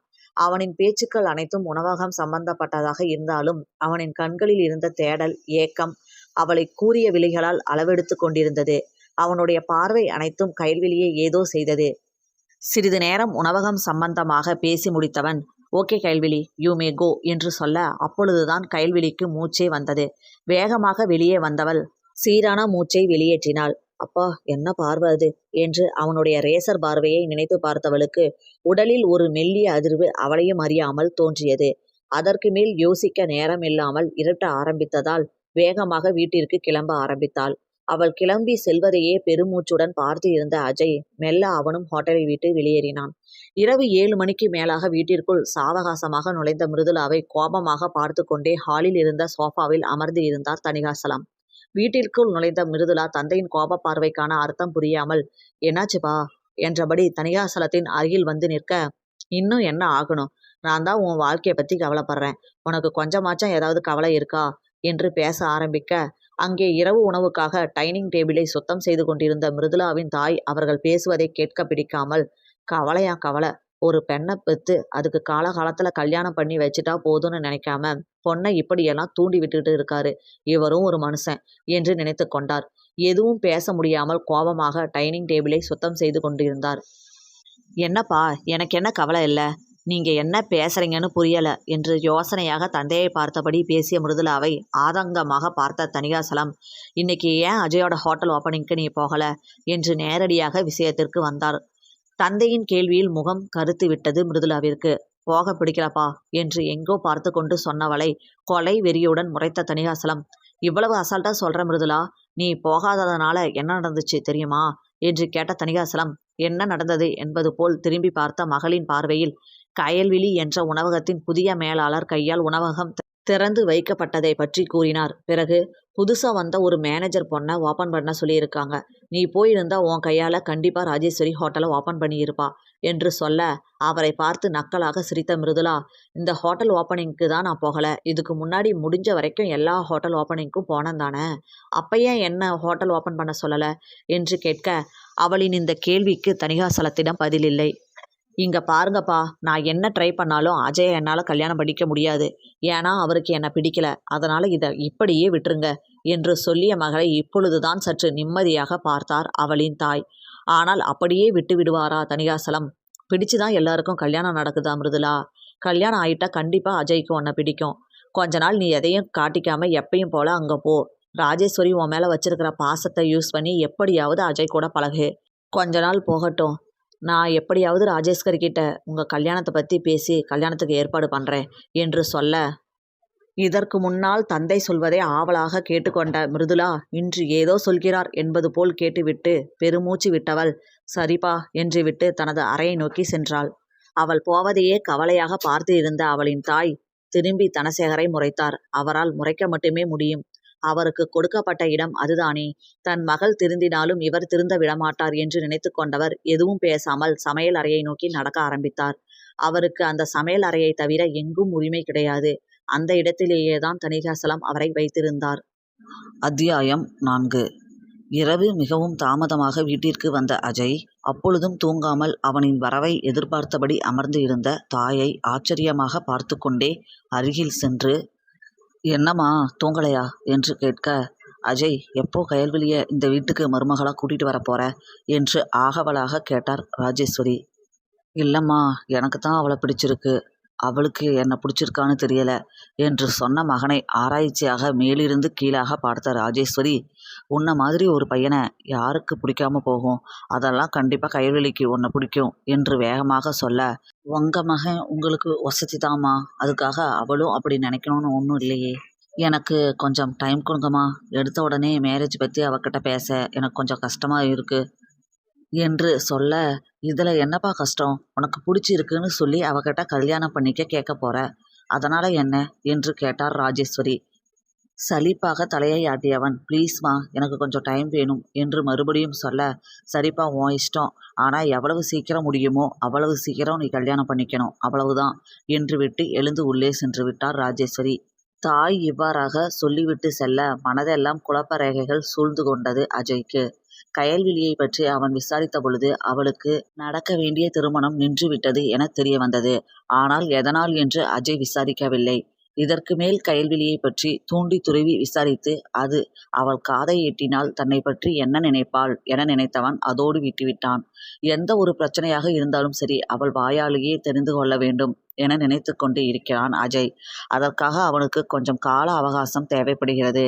ஆனால் ராஜேஸ்வரியுடைய வேகத்தை பார்த்தால் எங்கே ஏதாவது பிரச்சனையில் முடிந்துவிடுமோ என்றும் இருந்தது அஜய்க்கு. ஏனெனில் ஏற்கனவே திருமணம் நின்று இருக்கும் பொழுது இப்போதைய திருமணத்தை ஏற்றுக்கொள்ளும் மனநிலையில் கயல்விழியும் இருக்க வேண்டும் அல்லவா. திருமணத்தை பற்றி அவளுடைய கருத்து என்ன என தெரியாமல் எப்படி அவளிடம் பேசுவது? இவ்வாறாக அவன் யோசனை சுற்றி சுழல அமைதியாக சென்று தனது படுக்கையில் பொத்தென விழுந்துவிட்டான். விழுந்தவனின் கண்ணுக்குள் எப்பொழுதும் போல கயல்விழி வர, எப்பொழுதும் அடுத்தவன் மனைவி ஆகியவள் தன்னை கனவிலும் நினைவிலும் வந்து இப்படி இம்சிக்கிறாளே என்று புலம்பிக் கொண்டே இருப்பவனுக்கு இப்பொழுது கயல்விழியை நினைக்கையில் அவளை தன்னவளாக எண்ணி கொண்டாடியது மனம். காலையில் எழுந்து தயாரானவன் நேராக கயல்விழி வேலை பார்க்கும் உணவகத்திற்கு தான் சென்றான். உணவகத்தின் எம்டி வந்து விட்டதால் அனைவரும் பரபரப்புடன் வேலை செய்ய ஆரம்பித்தனர். சகஜமாக இருப்பது போல காட்டிக்கொண்டாலும் அஜயின் கண்கள் அடிக்கடி கயல்விழியை வட்டமிட்டது. இப்படியாக ஒரு வாரம் சென்று இருக்கும். தனது அலுவலக அறையில் அமர்ந்து இருந்த அஜய் பேப்பர் வெயிட்டினை உருட்டியபடி யோசனையில் ஆழ்ந்து இருந்தான். பிறகு தனக்கு எதிரில் அமர்ந்து இருந்த மனோகரை நிமிர்ந்து பார்த்தவன், மனோகர், கொஞ்சம் கயல்விழியை வர சொல்கிறீங்களா என்று சொல்ல, ஓகே சார் என்றபடி எழுந்து வெளியே வந்த மனோகருக்கு, அவங்க தான் கன்ஃபார்மாக நமக்கு வருங்கால முதலாளி அம்மா போல, எல்லாரும் பண்ணுறதை பார்த்தா அப்படி தான் இருக்குது என்ற எண்ணம் தோன்றியது. இருந்தாலும் அதையெல்லாம் விட்டுவிட்டு நேராக கயல்விழியிடம் சென்றவன், மேடம், உங்களை சார் கூப்பிட்றாரு என்று சொல்ல, என்ன எதுக்கு என யோசித்த கயல்விழி அஜயின் அறைக்கு சென்றாள். அவனின் அனுமதி பெற்று அவள் உள்ளே நுழைய எப்பொழுதும் அவளை தயங்க வைக்கும் அந்த வசீகர பார்வையை அப்பொழுதும் அவள் மீது செலுத்தியபடியே அமர்ந்து இருந்தான் அஜய். அவனின் பார்வைக்கான பொருள் இப்பொழுதுமே கூட அவளுக்கு சற்று குழப்பமாக தான் இருந்தது. இருந்தாலும் தன்னை சுதாரித்து கொண்டவள், சார், என்னை கூப்பிட்டீங்களா என்று கேட்க, ஆமாம் மிஸ் கயல்விழி, உட்காருங்க என்று சொன்னான் அஜய். அவள் அமர்ந்ததும், நீங்கள் ஃபுட் டைமிங் அண்டு சில ஃபுட்டை சேஞ்ச் பண்ணியிருக்கிறதா எல்லாரும் சொன்னாங்க. இந்த ஹோட்டலில் நல்ல இம்ப்ரூவ்மெண்ட் இருக்குன்னு கேள்விப்பட்டேன். குட் என்று அவன் எடுத்த உடனேயே பாராட்டில் ஆரம்பித்தான். உண்மையும் அதுதான். கயல்விழி ஏற்படுத்தி இருந்த சில மாற்றங்களால் நல்ல வரவேற்பு அவர்கள் உணவகத்திற்கு ஏற்பட்டு இருந்தது. உடனே Kayalvizhi, it's my duty sir என்று சொல்ல, ஓகே கயல்விழி, இவ்வளவு இன்வால்மெண்ட்டோட ஹோட்டலில் ஒர்க் பண்ணுறீங்க, அப்புறம் ஏன் இதுக்கு முன்னாடி இருந்த ஹோட்டலில் இருந்து நின்றுட்டீங்க என்று கேட்டான் அஜய். என்ன, எப்பவோ கேட்க வேண்டிய கேள்வியை எல்லாம் இப்போ கேட்குறாரு என்று சற்று குழம்பிதான் போனாள் கயல்விழி. அஜய்க்கு அவளை பற்றி அவளின் மூலமாகவே தெரிந்தாக வேண்டும் என்பதாலேயே அவளிடம் விசாரித்து கொண்டிருக்கிறான் என்று கயல்விழிக்கு தெரியவில்லை. அவன் கேட்கும் கேள்விக்கு பதில் சொல்ல வேண்டும் என்பதால் தனது சந்தேகத்தை ஒதுக்கி வைத்தவள், நானும் அம்மாவும் அப்பா கூட அங்கே இருந்தோம். அந்த ஹோட்டல் இங்கேருந்து ஒரு 50 கிலோமீட்டர் தள்ளி இருக்குது. அப்பா இப்போ தான் ரீசெண்டாக 3 மந்த் முன்னாடி இறந்துட்டாரு. அதனால் அங்கே இருக்க முடியாமல் இங்கே வந்துட்டோம் என்று சொன்னாள் கயல்விழி. 3 மாதங்களுக்கு முன்புதான் அவளது தந்தை இறந்திருக்கிறார் என்று கேட்கும்போது சற்று அஜய்க்கு மனம் பிசையதான் செய்தது. உடனே தன் மனநிலை போகும் திசையை மாற்றியவன், ஓகே கயல்விழி, நாம் இந்த ஹோட்டலை ஓப்பன் பண்ணி 1 வீக் தான் ஆகுது. இருந்தாலும் உங்களோட ஒத்துழைப்பால் மற்ற ஹோட்டலை விட கொஞ்சம் பெட்டராகவே மூவ் ஆகுது. நான் ஒரு 2 டேஸ் வரமாட்டேன், நீங்கள் கொஞ்சம் கேர் எடுத்து பார்த்துக்கோங்க என்று சொல்ல, ஓகே சார் என்றாள் மகிழ்வுடனேயே கயல்விழி. அவளது மகிழ்ந்த மகிழ்ச்சியில் அவள் முகம் மலர்ந்ததும் எப்பொழுதும் போல அவள் கீழ் உதட்டில் விழும் மடிப்பு விழ அந்த அழகில் சொக்கிதான் போனான் அஜய். அவள் அங்கிருந்து சென்றதும் அஜய்க்கு அவ்வளவு மகிழ்ச்சியாக இருந்தது. 2 நாட்கள் அவளை பார்க்க முடியாது என்று தவித்து கொண்டு இருந்தவன் அவளிடம் பேச வேண்டும் என்பதற்காகவே இப்பொழுது அழைத்து இருந்தான். அதனுடன் சேர்ந்து அவளின் மகிழ்ச்சியான தோற்றமும் கண்களை நிறைத்துவிட அவ்வளவு ஒரு பூரிப்பு உடலெங்கும் பரவியது அஜய்க்கு. அவனிடம் பேசிவிட்டு வெளியே வந்த கயல்விழிக்கும் சொல்லத் தெரியாத அளவிற்கு மனம் நிறைந்து காணப்பட்டது. ஒருவேளை இவ்வளவு பெரிய சாம்ராஜ்யத்தின் முதலாளியிடம் பாராட்டு பெற்றுவிட்ட சந்தோஷத்தாலா, இல்லை எதனால் என்று காரணம் தெரியவில்லை. ஆனால் அவளின் மனம் முழுவதும் நிறைந்திருந்தது. அதனால் அவள் முகத்தில் பூத்திருந்த மகிழ்ச்சி அவளை பேரழகியாக காட்டிக் கொண்டிருந்தது. வெளியே மகிழ்வுடன் வந்தவளை பார்த்த உதவி மேலாளர் கவிதா, என்ன மேனேஜரம்மா, ரொம்ப சந்தோஷமா இருக்கீங்க போல என்று நக்கலாக கேட்க, எத்தனை தடவை உன்கிட்ட சொல்றது மேனேஜர் அம்மானு கூப்பிடக்கூடாதுன்னு என்றாள் கயல்விழி. சரி கயல்விழி, என்ன ரொம்ப சந்தோஷமா இருக்க என்று கவிதா கேட்க, ஒன்றும் இல்லை, சும்மாதான், சார் 2 நாள் வெளியே போறாரு போல என்றவள், நமக்கு கொஞ்சம் வேலை கொடுத்துருக்காங்க, அதை பற்றி பேசலாமா என்று கேட்க, கவிதாவும் அதற்கு மேல் எதுவும் பேசி நேரத்தை விரயமாக்கவில்லை. அஜய் சொல்லிவிட்டு சென்ற முதல் நாள் பரபரப்பாக வேலை நடக்கும்படியாக பார்த்து கொண்டாள் கயல்விழி. 2வது நாளில் உணவகத்தின் உள்ளே கயல்விழி நுழையும் போதே உணவகத்தில் வேலை செய்யும் அனைவரும் பம்பரமாக சுழன்று வேலை செய்து கொண்டிருக்க அவர்களின் பரபரப்பை பார்த்து அவளுக்கு ஆச்சரியமாக இருந்தது. தனது கைப்பையை அங்கிருந்த மேஜையில் வைத்தவள் கவிதா கண்ணில் படவும், கவிதா என்று அழைத்தாள். அவளின் அழைப்பை கேட்டு அவள் அருகே கவிதா வர, சொல்லு கயல்விழி என்று கேட்டாள். ஆமா, என்ன எல்லாம் ரொம்ப சின்சியராக வேலை பார்த்துட்டு இருக்காங்க என்று யோசனையாக கேட்டாள் கயல்விழி. அதுவா, நம்ம ஹோட்டல் முதலாளி வந்திருக்காங்கல்ல, அதனால தான் என்று சொன்னாள் கவிதா. என்ன புரியாமல் பேசுகிற, அவர் நாளைக்கு தானே வராரு என்று ஒரு விளங்காத பார்வையை கவிதாவின் மீது வீசியபடி கயல்விழி கேட்க, முதலாளினா இப்போ இருக்கிற முதலாளி இல்லை, நமக்கு முதலாளியாக வரப்போகிறவங்க என்று அப்பொழுதும் குழப்பமான பதிலேயே கவிதா சொல்ல, புரியிற மாதிரியே பேச மாட்டியா கவிதா என்று சலிப்பாக கேட்டாள் கயல்விழி. அது ஒன்றும் இல்லை கயல்விழி, நம்ம எம்டி மேரேஜ் பண்ணிக்க போகிற பொண்ணும் அவங்க அம்மாவும் வந்திருக்காங்க என்று கவிதா சொல்ல, கயல்விழியின் மனதில் அவளையும் அறியாமல் ஒரு தவிப்பு தோன்றி மறைந்தது. இருந்தாலும் தலையை ஆட்டி தன் மனதை சமன் செய்து கொண்டவள் தன்னுடைய வேலையை பார்க்க ஆரம்பித்தாள். அப்பொழுது மிருதுளாவுடன் கயல்விழியின் அருகில் வந்த ராஜேஸ்வரி, எப்படிமா இருக்க என்று கேட்க, அவரை சற்று ஆச்சரியமாக பார்த்த கயல்விழி, நல்லா இருக்கேன் மேடம் என்றாள். உடனே மிருதுளாவின் புறமாக திரும்பியவர், இது கயல்விழிமா என்று சொல்ல, hello Kayalvizhi, I am Mridula என்றால் வராத சிரிப்பை வரவழைத்து கொண்ட மிருதுளா. ஹலோ என்று அமைதியாக சொன்ன கயல்விழியின் அழகு மிருதுளாவையும் ஒரு முறை வியக்க வைக்கத்தான் செய்தது.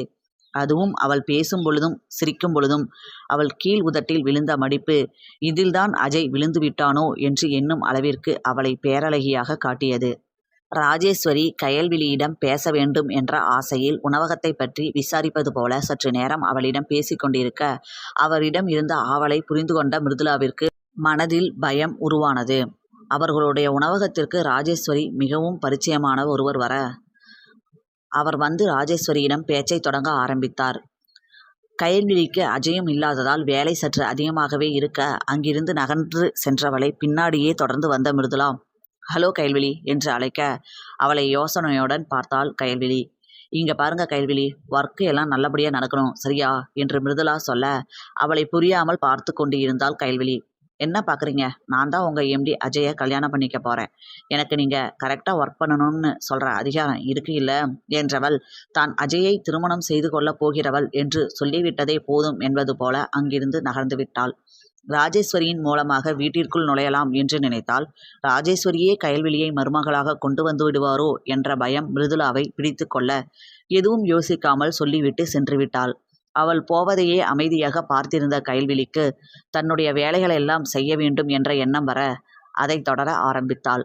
ஆனாலும் மனதை ஏதோ ஒன்று குடைவது போலவே அவளுக்கு இருந்தது. அடுத்த நாள் கயல்விழி பணிபுரியும் உணவகத்திற்கு தன்னையும் சேர்த்து அழைத்து வந்த அஜயை பற்றி யோசித்த மனோகருக்கு வியப்பாக இருந்தது. அஜய் இப்படி ஒரு உணவகத்தில் மட்டும் அதிக நேரம் செலவிடுபவன் அல்ல. ஆனால் கயல்விழி வேலையில் சேர்ந்ததிலிருந்து மிகவும் தான் மாறிப்போயிருந்தான். மற்ற உணவகங்களை விட இந்த உணவகத்தில்தான் 75% நேரத்தை செலவழித்துக் கொண்டிருக்கிறான். ஏன், இந்த 2 நாட்கள் கூட அஜய்க்கு எவ்வளவு முக்கியமான ஒன்று என்று மனோகருக்கு தெரியும். அப்படி இருக்கும் பொழுது முக்கியமான பல பிரான்ச்சுகளை விட்டுவிட்டு இங்கு அஜய் வந்ததற்கான காரணம் நன்றாகவே மனோகருக்கு புரிந்துதான் இருந்தது. ஆனால் புரிய வேண்டிய கயல்விழிக்கு தான் புரியவில்லை. அஜய் அங்கு வந்ததும் 1 மணி நேரத்தில் இளம் தொழிலதிபருக்கான விருதை அஜய் இந்த வருடம் வாங்கியிருக்கிறான் என்று அனைவர் மத்தியிலும் பேசப்பட ஒவ்வொருவராக வந்து வாழ்த்து கூற ஆரம்பித்தனர். ஆனால் கயல்விழிக்கு என்னவென்று தெரியாத ஒரு தடுமாற்றத்தால் அவள் அஜயிடம் பேசக்கூட இல்லை. அவளுக்கு தெரியவில்லை அவன் அவளுடைய வாழ்த்தினை மட்டுமே ஆவலாக எதிர்நோக்கி காத்திருக்கிறான் என்று. அனைவரும் வந்து வாழ்த்த கயல்விழி எப்பொழுது வந்து தன்னுடைய வாழ்த்தை தெரிவிப்பாள் என்று அஜயின் மனம் தவிக்கத் தொடங்கியது. கயல்விழி கிளம்பும் நேரம் வந்தும் வாழ்த்தாமல் இருக்க அவனுக்கோ மனதிற்குள் ஒரு கோபம். கயல்விழி தனது கைப்பையை எடுத்துக்கொண்டு வெளியேற தயாராக இருப்பதை சிசிடிவியின் வழியாக பார்த்த அஜய் அங்கு இருந்த ஊழியர் ஒருவர் மூலமாக கயல்விழியை தனது அறைக்கு வருமாறு சொல்லி அனுப்பினான். கயல்விழி வீட்டிற்கு செல்ல தயாராக இருக்க மேடம் என்றபடி தனக்கு அருகே வந்து நின்ற உணவகத்தின் ஊழியரை என்ன என்பது போல பார்த்தாள் கயல்விழி. அஜய் சார் உங்களை கூப்பிட்றாரு என்று வந்த ஊழியர் சொல்லிவிட்டு கிளம்ப, வீட்டுக்கு கிளம்புற நேரத்தில் கூப்பிட்றாரு, ஏதாவது முக்கியமான வேலையாக இருக்குமோ என நினைத்து கொண்டே அஜயின் அறைக்குள் அவனின் அனுமதியோடு நுழைந்தாள் கயல்விழி. அவள் உள்ளே நுழைந்ததும் அஜயின் பார்வையைக் கண்டு அதிர்ச்சி அடைந்து விட்டாள். அவ்வளவு கோபமாக அவளை முறைத்து கொண்டு அமர்ந்து இருந்தான் அஜய். தான் ஏதாவது தவறு செய்து விட்டோமோ என்று கயல்விழிக்கு நெஞ்சம் படபட என்று அடிக்கத் தொடங்கியது. ஆனால் தான் இவ்வளவு சாதித்த மகிழ்ச்சியை விட கயல்விழியின் ஒரு வாழ்த்தை பெறாததால் வந்த ஏமாற்றமே அஜய்க்கு அதிகம் என்பது அவளுக்கு தெரியவில்லை. எங்க மிஸ் கயல்விழி, கிளம்பிட்டீங்க என்று கேட்டான் அஜய். அவன் கேள்வியில் குழப்பத்துடன் அவனை பார்த்தாள். அவனின் குரலில் நக்கல் இருந்ததோ. நான் கிளம்புற டைம் வந்துருச்சு சார், அதான் வீட்டுக்கு என்று சொன்னவளை கடுப்பான பார்வை பார்த்தவன், எனக்கு இந்த மாதம் அக்கௌண்ட்ஸ் எல்லாம் ரெடி பண்ணி தாங்க என்று சொல்ல, சார் என்ன திடீர்னு, மந்த்து முடிஞ்சதுக்கு அப்புறம் தானே கேட்பீங்க, இப்போது 25 டேஸ் தானே முடிஞ்சிருக்கு, 1 மந்த் அக்கௌண்ட்ஸை ஒட்டுக்கா ரெடி பண்ணணும்னா என்று பேச வந்தவளை போதும் என்பது போல கை நீட்டி தடுத்தவன், டூ வாட் ஐ சே என்று சொல்ல அதற்கு மேல் எதுவும் பேசாமல் தனது முகத்தை தொங்க போட்டுக்கொண்டு வெளியேறிவிட்டாள் கயல்விழி. அத்தியாயம் 5. முகத்தை சோகமாக வைத்து கொண்டு வெளியேறிய கயல்விழியை பார்த்து மனதிற்கு கஷ்டமாக இருந்தாலும் அவள் இன்று தன்னை வாழ்த்தாததால் அவள் மீது அஜய்க்கு வந்த கோபம் குறையவில்லை. அஜய் சொன்ன அனைத்து தகவல்களையும் கயல்விழி தயார் செய்து முடிக்கும் போது நேரம் இரவு 10:30 தொட்டுவிட்டது. தான் எப்பொழுது கிளம்ப வேண்டிய நேரத்திற்கு கிளம்பவில்லை என்றதும் உடனே தனது தாய் பார்கவிக்கு அழைத்து தான் வர மிக தாமதமாகும் என்ற தகவலையும் சொல்லிவிட்டாள் கயல்விழி. கயல்விழி தனது அனைத்து வேலைகளையும் முடித்துவிட்டு அந்த ஃபைல்களுடன் அஜயின் அறைக்குள் நுழைய அவளின் கலைந்த தோற்றத்தை பார்த்தவனுக்கு மனதை நெருடியது. அவசரப்பட்டுட்டோமோ என்று மனம் அடித்து கொள்ள அவள் கொடுத்த ஃபைல்களை கை நீட்டி வாங்கி கொண்டவன் கிளம்பலாமா என்று கேட்க அவளுக்கு ஒன்றும் புரியவில்லை. இப்பொழுதே அனைத்து தகவலும் வேண்டும் என்று கேட்டுவிட்டு அதை கையில் வாங்கி பிரித்து கூட பார்க்காமல் மேஜையில் வைத்துவிட்டு கிளம்பலாமா என்று சொன்னால் யாருக்குத்தான் புரியும்? எதுவும் பேசாமல் அவனை அமைதியாக பார்த்து கொண்டு நின்றவளிடம் வேகமாக எழுந்து வந்தவன் அவள் 2 கன்னங்களையும் தனது கைகளால் தாங்கி பிடிக்க அவனது இந்த திடீர் செய்கையால் அதிர்ந்து போய் அவனை பார்த்தாள் கயல்விழி. ஏன் கயல், நீ மட்டும் என்னை விஷ் பண்ணவே இல்லை? உனக்கு ஒன்று தெரியுமா, எங்கள் அப்பா இறந்தப்ப முதலாக வளரும் தொழிலதிபருக்கான விருது வாங்கினேன். அதுக்கப்புறம் அடுத்த வருஷத்துலேருந்து இந்த 6 வருஷமாக சிறந்த இளம் தொழிலதிபருக்கான விருதை ஒவ்வொரு வருஷமும் விடாமல் வாங்குறேன். எல்லா டைமுமே எனக்கு அவ்வளவு சந்தோஷமாக இருக்கும். ஆனால் இந்த டைம் நீ என்னை விஷ் பண்ணாததால் எவ்வளவு ஃபீலிங்காக இருக்குது தெரியுமா என்று சொல்ல அவளின் கண்கள் அவன் பேச்சில் விரிந்து கொண்டே சென்றது. பிறகு தன்னை சுதாரித்து ஒரு நிலைக்கு கொண்டு வந்தவள் அவன் கைகள் 2ஐயும் வேகமாக தன் கன்னங்களிலிருந்து விலக்கி, சார் என்ன பண்ணுறீங்க என்றாள் சற்று கோபமாக. அவள் அவ்வாறு கேட்டதுமேதான் தான் தன் மனதில் இருப்பதை எதை பற்றியும் சொல்லாமல் அவளிடம் இப்படி பேசியது நினைவுக்கு வர, ஐ எம் சாரி கயல்விழி என்றவன், எனக்கு உன்னை ரொம்ப பிடிக்கும் கயல்விழி, ஐ லவ் யூ என்று யோசிக்காமல் இதை விட்டால் நல்ல சந்தர்ப்பம் அமையாது என தோன்ற சொல்லிவிட்டான். I am not interested sir, sorry என்று சொன்னவளை நம்பாமல் பார்த்தவன், நான் இப்பவே நீ பதில் சொல்லணும்னு எதிர்பார்க்கல கயல்விழி, கொஞ்சம் டைம் எடுத்துக்கோ என்று எங்கே அவள் தன்னை வேண்டாம் என்று சொல்லிவிடுவாளோ என்ற தடுமாற்றத்தில் பேசினான்.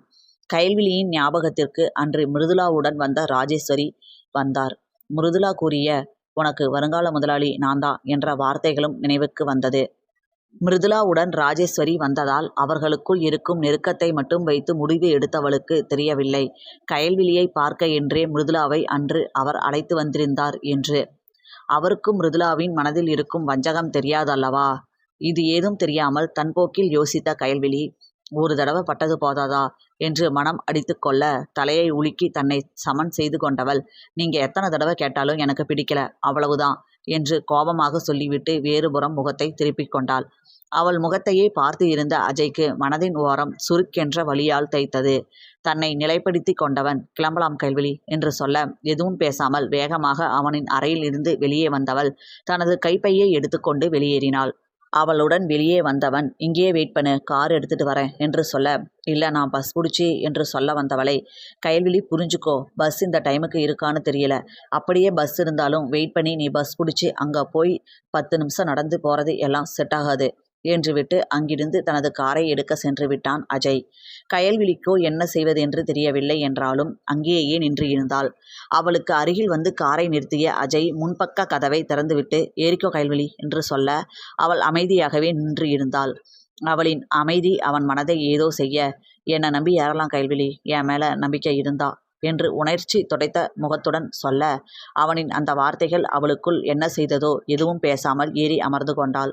இதற்கு மேல் அவனிடம் எப்படி வேலை செய்வது என்று நினைத்து கொண்டே வந்தவள், சார் நாளைக்கு என்று பேச வர அவள் என்ன சொல்ல வருகிறாள் என்பதை உணர்ந்து கொண்ட அஜய், ஜஸ்ட் என் மனசில் இருக்கிறத சொன்னேன், அவ்வளவுதான், இதுக்காக நீ வேலையை விடணும்னு ஒன்றும் இல்லை, நான் இனி உன்னை டிஸ்டர்ப் பண்ணலை, இதுக்கு மேலே உன் இஷ்டம் என்று அவள் புறம் திரும்பாமலேயே சொல்லிவிட்டு காரை செலுத்தி கொண்டிருந்தான். கயல்விழியும் இப்படி பேசுபவனிடம் என்ன சொல்வது என்று தெரியாமல் தவித்து கொண்டு அமர்ந்து இருந்தாள். அவள் வீட்டின் முன்பு வந்து காரை நிறுத்தியவன், உங்க வீடு வந்துடுச்சு என்று சொல்ல, அப்பொழுதுதான் சுற்றும் முற்றும் கவனித்தவள் தனது வீட்டிற்கு வந்து விட்டதை உணர்ந்து காரை விட்டு இறங்கிக் கொண்டாள். அவள் இறங்கியதும் காரை எடுத்துக்கொண்டு வேகமாக சென்று விட்டான் அஜய். அவன் அங்கிருந்து சென்றதும் தான் அவருக்கு எப்படி நம்ம வீட்டு தெரியும் என்று யோசனை வந்தது கயல்விழிக்கு. இருந்தாலும் இரவு 11 மணி அளவில் அங்கு நிற்க தோன்றாமல் வேகமாக தனது வீட்டிற்கு சென்று கதவை தட்ட, அவளுக்காகவே காத்திருந்த பார்கவி வேகமாக வந்து கதவை திறந்தார். மகளின் முகத்தில் தெரிந்த சோர்வை கண்ட பார்கவிக்கு யோசனையாக இருந்தது. என்னம்மா ரொம்ப சோர்வா தெரிகிற, என்னாச்சு என்று பார்கவி கேட்க, ஒன்றும் இல்லைம்மா, வேலை கொஞ்சம் அதிகம் என்று மட்டும் சொல்லிவிட்டு தனது அறைக்குள் செல்ல போன மகளை, சாப்பிட்டு போ கயல்விழி என்று பார்கவி அழைக்க, வேண்டாம் என்பது போல் தலையை மட்டும் அசைத்தவள் அவளது படுக்கை அறைக்குள் புகுந்து கொண்டாள். மகளை பற்றி யோசிக்கையில் தொண்டைக்குள் ஏதோ அடைப்பது போல இருந்தது அவருக்கு. கடவுளே, என்னோட மகளுக்கு நல்ல காலம் வரவே வராதா என்று மனதிற்குள் கடவுளை வேண்டிக் கொண்டவர் தனது அறையை நோக்கி சென்றார். அடுத்த நாளிலிருந்து அஜய் கயல்விழியின் கண்களில் படவே இல்லை. அவன் வராததில் மெல்ல மெல்லமாக அவனை தேடத் தொடங்கியது கயல்விழியின் மனது. அவள் மிகவும் தவித்து போனாள். கவிதா கூட கேட்டாள், என்னாச்சு கயல்விழி, ஏன் ஒரு மாதிரியா இருக்க என்று. ஒன்றும் இல்லை என்ற பதில்தான் வந்ததே தவிர வேற எந்த பதிலும் அவளிடம் இருந்து வரவில்லை. அனைத்தையும் விட்டுவிட்டு அஜயிடம் சம்மதம் சொல்லிவிடலாமா என்று நினைத்தாலும் கடந்த காலத்தில் நடந்த கசப்பான சம்பவத்தால் மனம் வெதும்பி போயிருந்தது. ஒருவேளை கடைசியில் தனக்கு திருமணத்தில் நடந்தது போல அவமானம் நேர்ந்து விடுமோ, அதனால் தாயின் மனம் அடிபட்டு போகுமோ என நினைத்தவள் கஷ்டப்பட்டு மனதை அடக்கிக் கொண்டாள். 2 வாரங்கள் கழித்தே கயல்விழி வேலை செய்யும் உணவகத்திற்கு வந்தான் அஜய். ஆனால் அவளை திரும்பியும் பார்க்கவில்லை. கயல்விழிக்கு ஏதோ ஒரு மாதிரியாக இருந்தது. பல மணி நேரங்கள் அங்கு இருந்த அஜய் அவளை முழுவதுமாக தவிர்த்தே இருந்தான். தான் செய்ய வேண்டிய முக்கியமான வேலைகளை எல்லாம் அங்கு முடித்துவிட்டு தன்னுடைய அலுவல் அறையில் சென்று அமர்ந்தவனை தேடி வந்த கயல்விழி உள்ளே வருவதற்கு அனுமதி கேட்க, கயல்விழியின் குரலை கேட்ட அஜய்க்கோ ஆச்சரியமாகி போனது. தன்னை தேடி கயல்விழி வந்திருக்க வேண்டிய காரணம் என்ன என யோசித்தவன், எஸ் கமின் என்று கயல்விழி வருவதற்கு அனுமதி அளித்தான். உள்ளே வந்த கயல்விழி அமைதியாகவே நின்றிருக்க, சொல்லுங்க மிஸ் கயல்விழி என்று கேட்டான் அஜய். அவனை சற்று கலங்கிய கண்களில் நிமிர்ந்து பார்த்தவள், ஏன் என்கிட்ட பேசவே மாட்டேங்கிறீங்க, நான் என்ன தப்பு பண்ணேன் என்று கேட்க, தான் பேசவில்லை என்பதில் கயல்விழி தவிக்கிறாள் என்றதை உணர்ந்த அஜய்க்கு மனதில் அப்படி ஒரு சந்தோஷம் பிறந்தது. கயல்விழி, நான் ஏன் உன்கிட்ட பேசணும், எனக்கு புரியலை என்று மனதிற்குள் மூண்ட மகிழ்ச்சியை மறைத்து கொண்டு அஜய் பேச, அன்னைக்கு நான் ஒர்க்குக்கு வரலன்னு சொல்ல வந்தேன், நீங்கள் தானே இனி எந்த டிஸ்டர்பன்ஸும் இருக்காது அப்படின்னு சொன்னீங்க, அப்புறம் ஏன் இப்படி பண்ணுறீங்க என்று கயல்விழி மறுபடியும் ஆதங்கத்துடன் கேட்க, வந்த சிரிப்பை அடக்கி கொண்ட அஜய், நான் சொன்னதை செஞ்சுட்டு தானே இருக்கேன் கயல்விழி, என்னால் உங்களுக்கு ஏதாவது டிஸ்டர்பன்ஸ் வந்துச்சா என்று கேட்டான். அவன் ஆராய்ச்சியாக தன்னை பார்த்தபடியே கேட்ட கேள்வியில் ஒரு கணம் தடுமாறியவள், டிஸ்டர்ப் பண்ணலை, ஆனால் நீங்கள் என்னோட எம்டி. அப்படி இருந்தும் ஒரு மேனேஜராக இருக்க என்கிட்ட காலையிலேருந்து ஹோட்டலை பற்றி சரி வேற எதை பற்றியும் கன்சல்ட் பண்ணவே இல்லை. அது எனக்கு எவ்வளவு கஷ்டமாக இருக்கும் என்று திக்கி திணறி பேசியவளை பார்க்கும்போது அஜய்க்கு அவ்வளவு ஒரு நம்பிக்கை பிறந்தது, தனது காதல் நிறைவேறும் என்று. இருந்தாலும் அவளிடம் எதையும் காட்டிக்கொள்ளாதவன், ஓகே சாரி மிஸ் கைல்விழி, நான் ஏதோ ஒரு ஞாபகத்தில் பேசாமல் இருந்திருப்பேன், இனிமே பேசுகிறேன் சரியா என்று சொன்னதும் அவளின் முகம் நன்றாக பிரகாசம் ஆவதை கண்டான். ஓகே வேற ஏதாவது இருக்கா என்று அவன் கேட்க இல்லை என்பது போல தலையசைத்தாள் கைல்விழி. அவன் எதுவும் பேசாமல் அவளையே ரசனையாக பார்த்து இருக்க, நான் போலாமா என்று கேட்டாள் கைல்விழி. போலாம் என்றான் அஜய். அவன் அப்படி சொன்னதும் அங்கிருந்து வெளியே வந்த கைல்விழிக்கு இந்த 2 வாரங்களாக அனுபவித்த வேதனைகள் எல்லாம் மறைந்து மனம் பஞ்சு போல லேசாக மாறியது போல தோன்றியது. இப்பொழுது அவளுக்கு நன்கு புரிந்தது, தான் அஜயை பார்க்காமல் பேசாமல் இருந்ததுதான் இந்த 2 வாரங்களில் தனக்கு ஏற்பட்ட தவிப்புக்கு காரணம் என்று.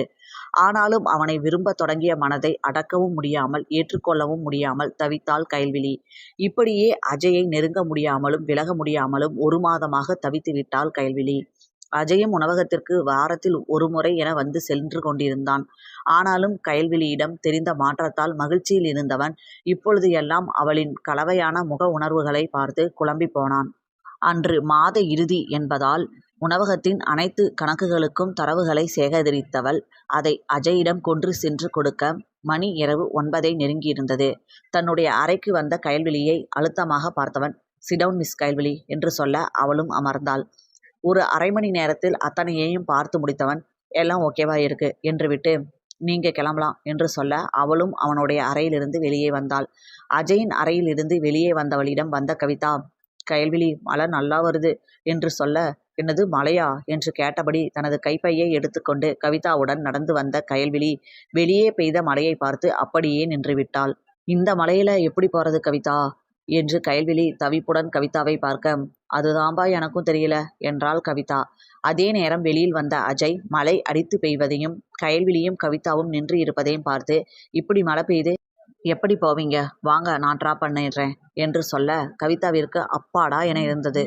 ஓகே சார் என்று கைல்விழியிடம் கூட கேட்காமல் வேகமாக தலையசைத்தாள் கவிதா.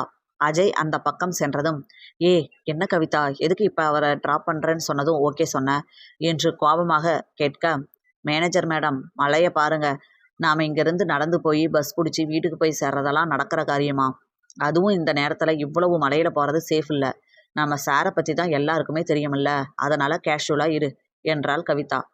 அவள் சொல்வதும் சரி என பட எதுவும் பேசவில்லை கைல்விழி. அஜய் தனது காரை கொண்டு வந்து இருவர் முன்பும் நிறுத்த பின்பக்க காரின் கதவை திறந்து கைல்விழியும் கவிதாவும் ஏறிக்கொண்டனர். முதலில் கவிதாவை அவளது வீட்டில் இறக்கிவிட்ட அஜய் கைல்விழியை கூட்டிக் கொண்டு அவளது வீட்டை நோக்கி பயணித்தான். அத்தியாயம் 6. கைல்விழியை அழைத்து கொண்டு கொட்டும் மலையில் சென்று கொண்டிருந்த அஜய் அடிக்கடி ரியர் வியூ மிரரின் வழியே கைல்விழியை பார்த்து கொண்டே தனது காரினை செலுத்திக் கொண்டிருந்தான். சிறிது தூரம் சென்றதும் கார் டயர் படார் என்ற சத்தத்துடன் வெடிக்க கார் நிலை தடுமாறி சற்று தூரம் சென்று பின்பு நின்றது. நல்ல வேளையாக அந்த இடம் சற்று ஆள் நடமாட்டம் இல்லாத இடமாக இருந்ததால் இருவருக்கும் எந்த பாதிப்புமே ஏற்படவில்லை. கைல்விழிக்கோ இந்த மலையில் திடீரென இப்படி நடந்ததில் பயத்தில் வியர்க்க ஆரம்பித்தது.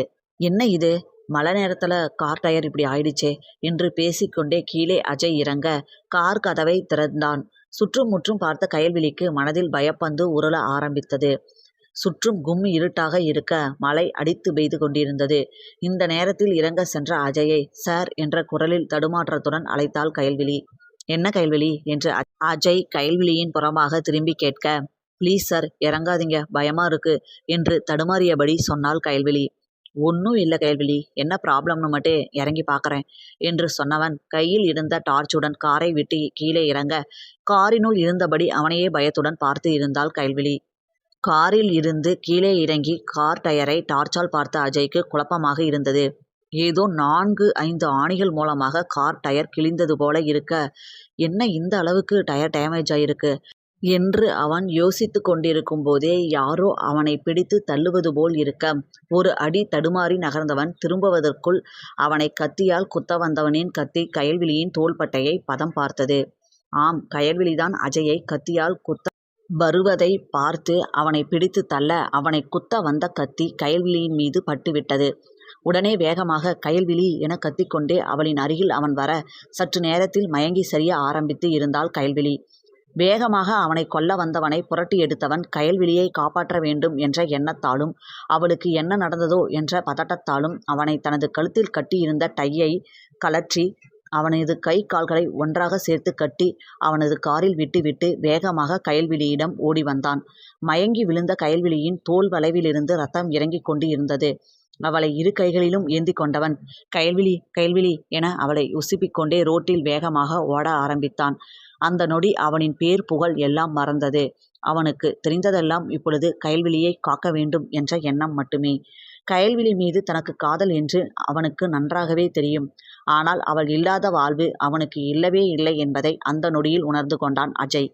அவளை தூக்கி கொண்டு வேகமாக ஓடியவனின் கண்ணில் சிறிது நேரம் கழித்து சிறியதும் அல்லாமல் பெரியதாகவும் அல்லாமல் மத்திய அளவிலான மருத்துவமனை தென்பட வேகமாக அங்கு அவளை கொண்டு சென்று அந்த மருத்துவமனையில் சேர்த்தான். அஜயின் பணபலத்தை அறிந்து கொண்டவர்கள் அவனிடம் எந்த ஒரு கேள்வியையும் கேட்டு தூண்டி துருவாமல் கயல்விழிக்கு மருத்துவம் பார்க்க ஆரம்பித்தனர். அவன் அவள் மீது காட்டிய காதலை பார்த்து அங்கிருந்த ஒரு செவிலியர் பெண்ணுக்கு ஆச்சரியமாக இருந்தது. ஒரு ஆணால் ஒரு பெண்ணுக்காக இவ்வளவு தவிக்க முடியுமா என்று எண்ணும் அளவிற்கு அவன் அவளுக்காக உருகி கொண்டிருந்தான். அஜய் கயல்விழி மீது காட்டிய பாசத்தையும் அவளுக்காக அவன் துடித்த துடிப்பையும் பார்த்து அங்கிருந்த அனைவரும் அவனை கயல்விழிக்கு மிகவும் நெருக்கமானவன் என்றே நினைத்தனர்.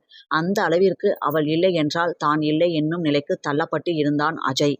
அந்த மருத்துவமனையின் வெளியே தனது தலையை இரு கைகளாலும் தாங்கியபடி குனிந்து அமர்ந்திருந்தவன் கயல்விழியின் அலைபேசி அழைக்க நினைவுலகத்திற்கு வந்தான். அவளின் அலைபேசி அழைத்ததும் அவன் அவளின் கைப்பையில் இருந்து அலைபேசியை எடுத்து பார்க்க அதில் அம்மா காலிங் என வந்தது. கயல்விழியின் தாயிடம் என்ன சொல்வது என்று தடுமாறியவன் சொல்லித்தானே ஆக வேண்டும் என்று முடிவு எடுத்தவனாய் அலைபேசியை உயிர்ப்பித்து தனது காதில் வைக்க, என்னம்மா கயல்விழி, மழை வேற வந்துட்டு இருக்கு, இன்னும் நீ வீட்டுக்கு வரலையே? நீ 10 மணிக்குள்ள வீட்டுக்கு வந்துருவேன்னு சொன்ன, ஆனா மணி 11 ஆகுது, இன்னும் நீ வீட்டுக்கு வரலையே, என்னாச்சுமா என்று பேசிய கயல்விழியின் தாயின் குரலில் இருந்த பதட்டத்தை பார்த்தவனுக்கு அவரிடம் பேசக்கூட ஒரு மாதிரியாக இருந்தது. இருந்தாலும் தனது தொண்டையை சிறுமிக் கொண்டவன் ஹலோ என்று பேச, ஒரு ஆணின் குரலை இந்த நேரத்தில் தனது மகளின் அலைபேசியில் கேட்டு பதட்டம் ஆகிவிட்டார் பார்கவி. ஹலோ ஹலோ என 2-3 முறை பதட்டத்தில் சொல்ல ஆரம்பித்து விட்டார்.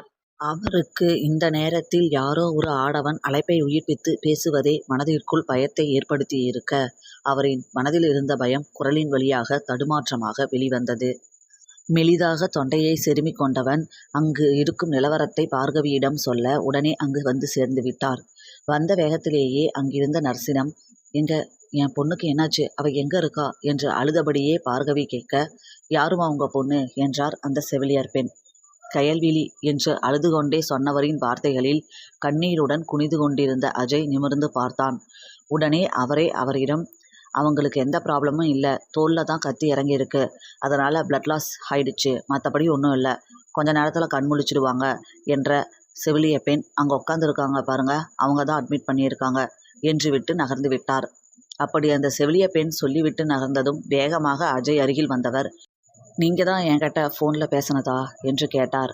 ஆம் என்பது போல தலையை மட்டும் அசைத்தான் அஜய். அவன் கண்களில் கண்ணீர் நிரம்பி இருந்தது.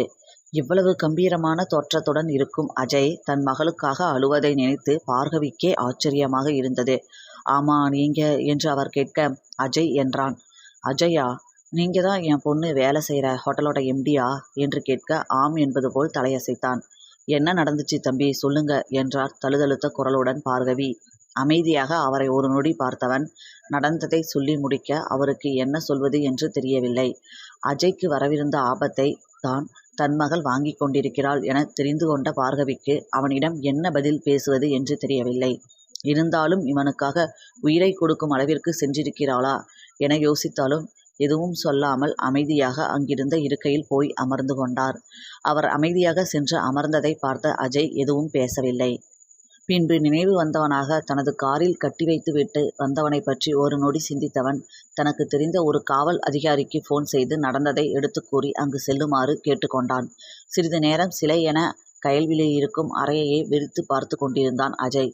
அப்பொழுது அவனின் அலைபேசி சினுங்க எந்த ஒரு அசைவும் இல்லாமல் கயல்விழி இருந்த அறையையே பார்த்து கொண்டு இருந்தான். அவன் இவ்வாறு அமர்ந்து இருப்பதையும் அவனது அலைபேசி சினுங்குவதையும் கவனித்த பார்கவி, தம்பி தம்பி என்று இருமுறை அவனை அழைத்தார். அவரின் அழைப்பில் அமைதியாக திரும்பி அவரை அஜய் பார்க்க, உங்க ஃபோன் அடிச்சுக்கிட்டே இருக்கு தம்பி என்றார் பார்கவி. உடனே தனது அலைபேசியை எடுத்து உயிர்ப்பித்து காதில் வைத்தான். ஹலோ அஜய், எங்க இருக்க? ஏன் இன்னும் வீட்டுக்கு வரல என்று ராஜேஸ்வரி பதட்டமாக கேட்கும் குரல் அவன் காதில் விழுந்தது. அம்மா என்றான் தழுதழுத்த குரலில் அஜய். அவன் குரலில் இருந்த வேதத்தில் ஒரு நொடி ஒன்றுமே புரியவில்லை ராஜேஸ்வரிக்கு. ஏனெனில் எப்பொழுதும் இப்படி சோர்ந்து போய் அஜய் பேசியது இல்லை. அவனின் தந்தை அவனுக்கு உயிர் என்றாலும் அவர் இறந்தபோதே அவன் தடுமாற்றத்தை யாரும் பார்த்திருக்க முடியாது. அப்படிப்பட்ட அஜயின் இந்த தழுதழுத்த குரலில் பயந்து போனவர், அஜய் கண்ணா, என்னாச்சுப்பா, எங்க இருக்க என்று வேகமாக கேட்க, தான் இருக்கும் மருத்துவமனையின் பெயரை சொன்னான் அஜய். அவன் மருத்துவமனையில் இருந்து கலங்கி கொண்டு பேசுகிறான் என்று கேட்டதும் அதிர்ந்து போனவர், அஜய், உனக்கு உனக்கு என்னாச்சு என்று குரல் உடைய பேச ஆரம்பிக்க, எனக்கு ஒன்றும் இல்லைம்மா, கயல்வெளிக்கு தான் அடிபட்டிருக்கு என்றான் தடுமாறியபடி. அவருக்கு எதுவும் புரியவில்லை. நான் வரேன்பா என்றவர் உடனே வேகமாக அங்கிருந்த டிரைவரை அழைத்து கொண்டு அந்த மருத்துவமனையை வந்து சேர்ந்து விட்டார். ராஜேஸ்வரி உள்ளே வேகமாக வந்ததும் அவர் கண்களில் முதலில் விழுந்தது பார்கவிதான்.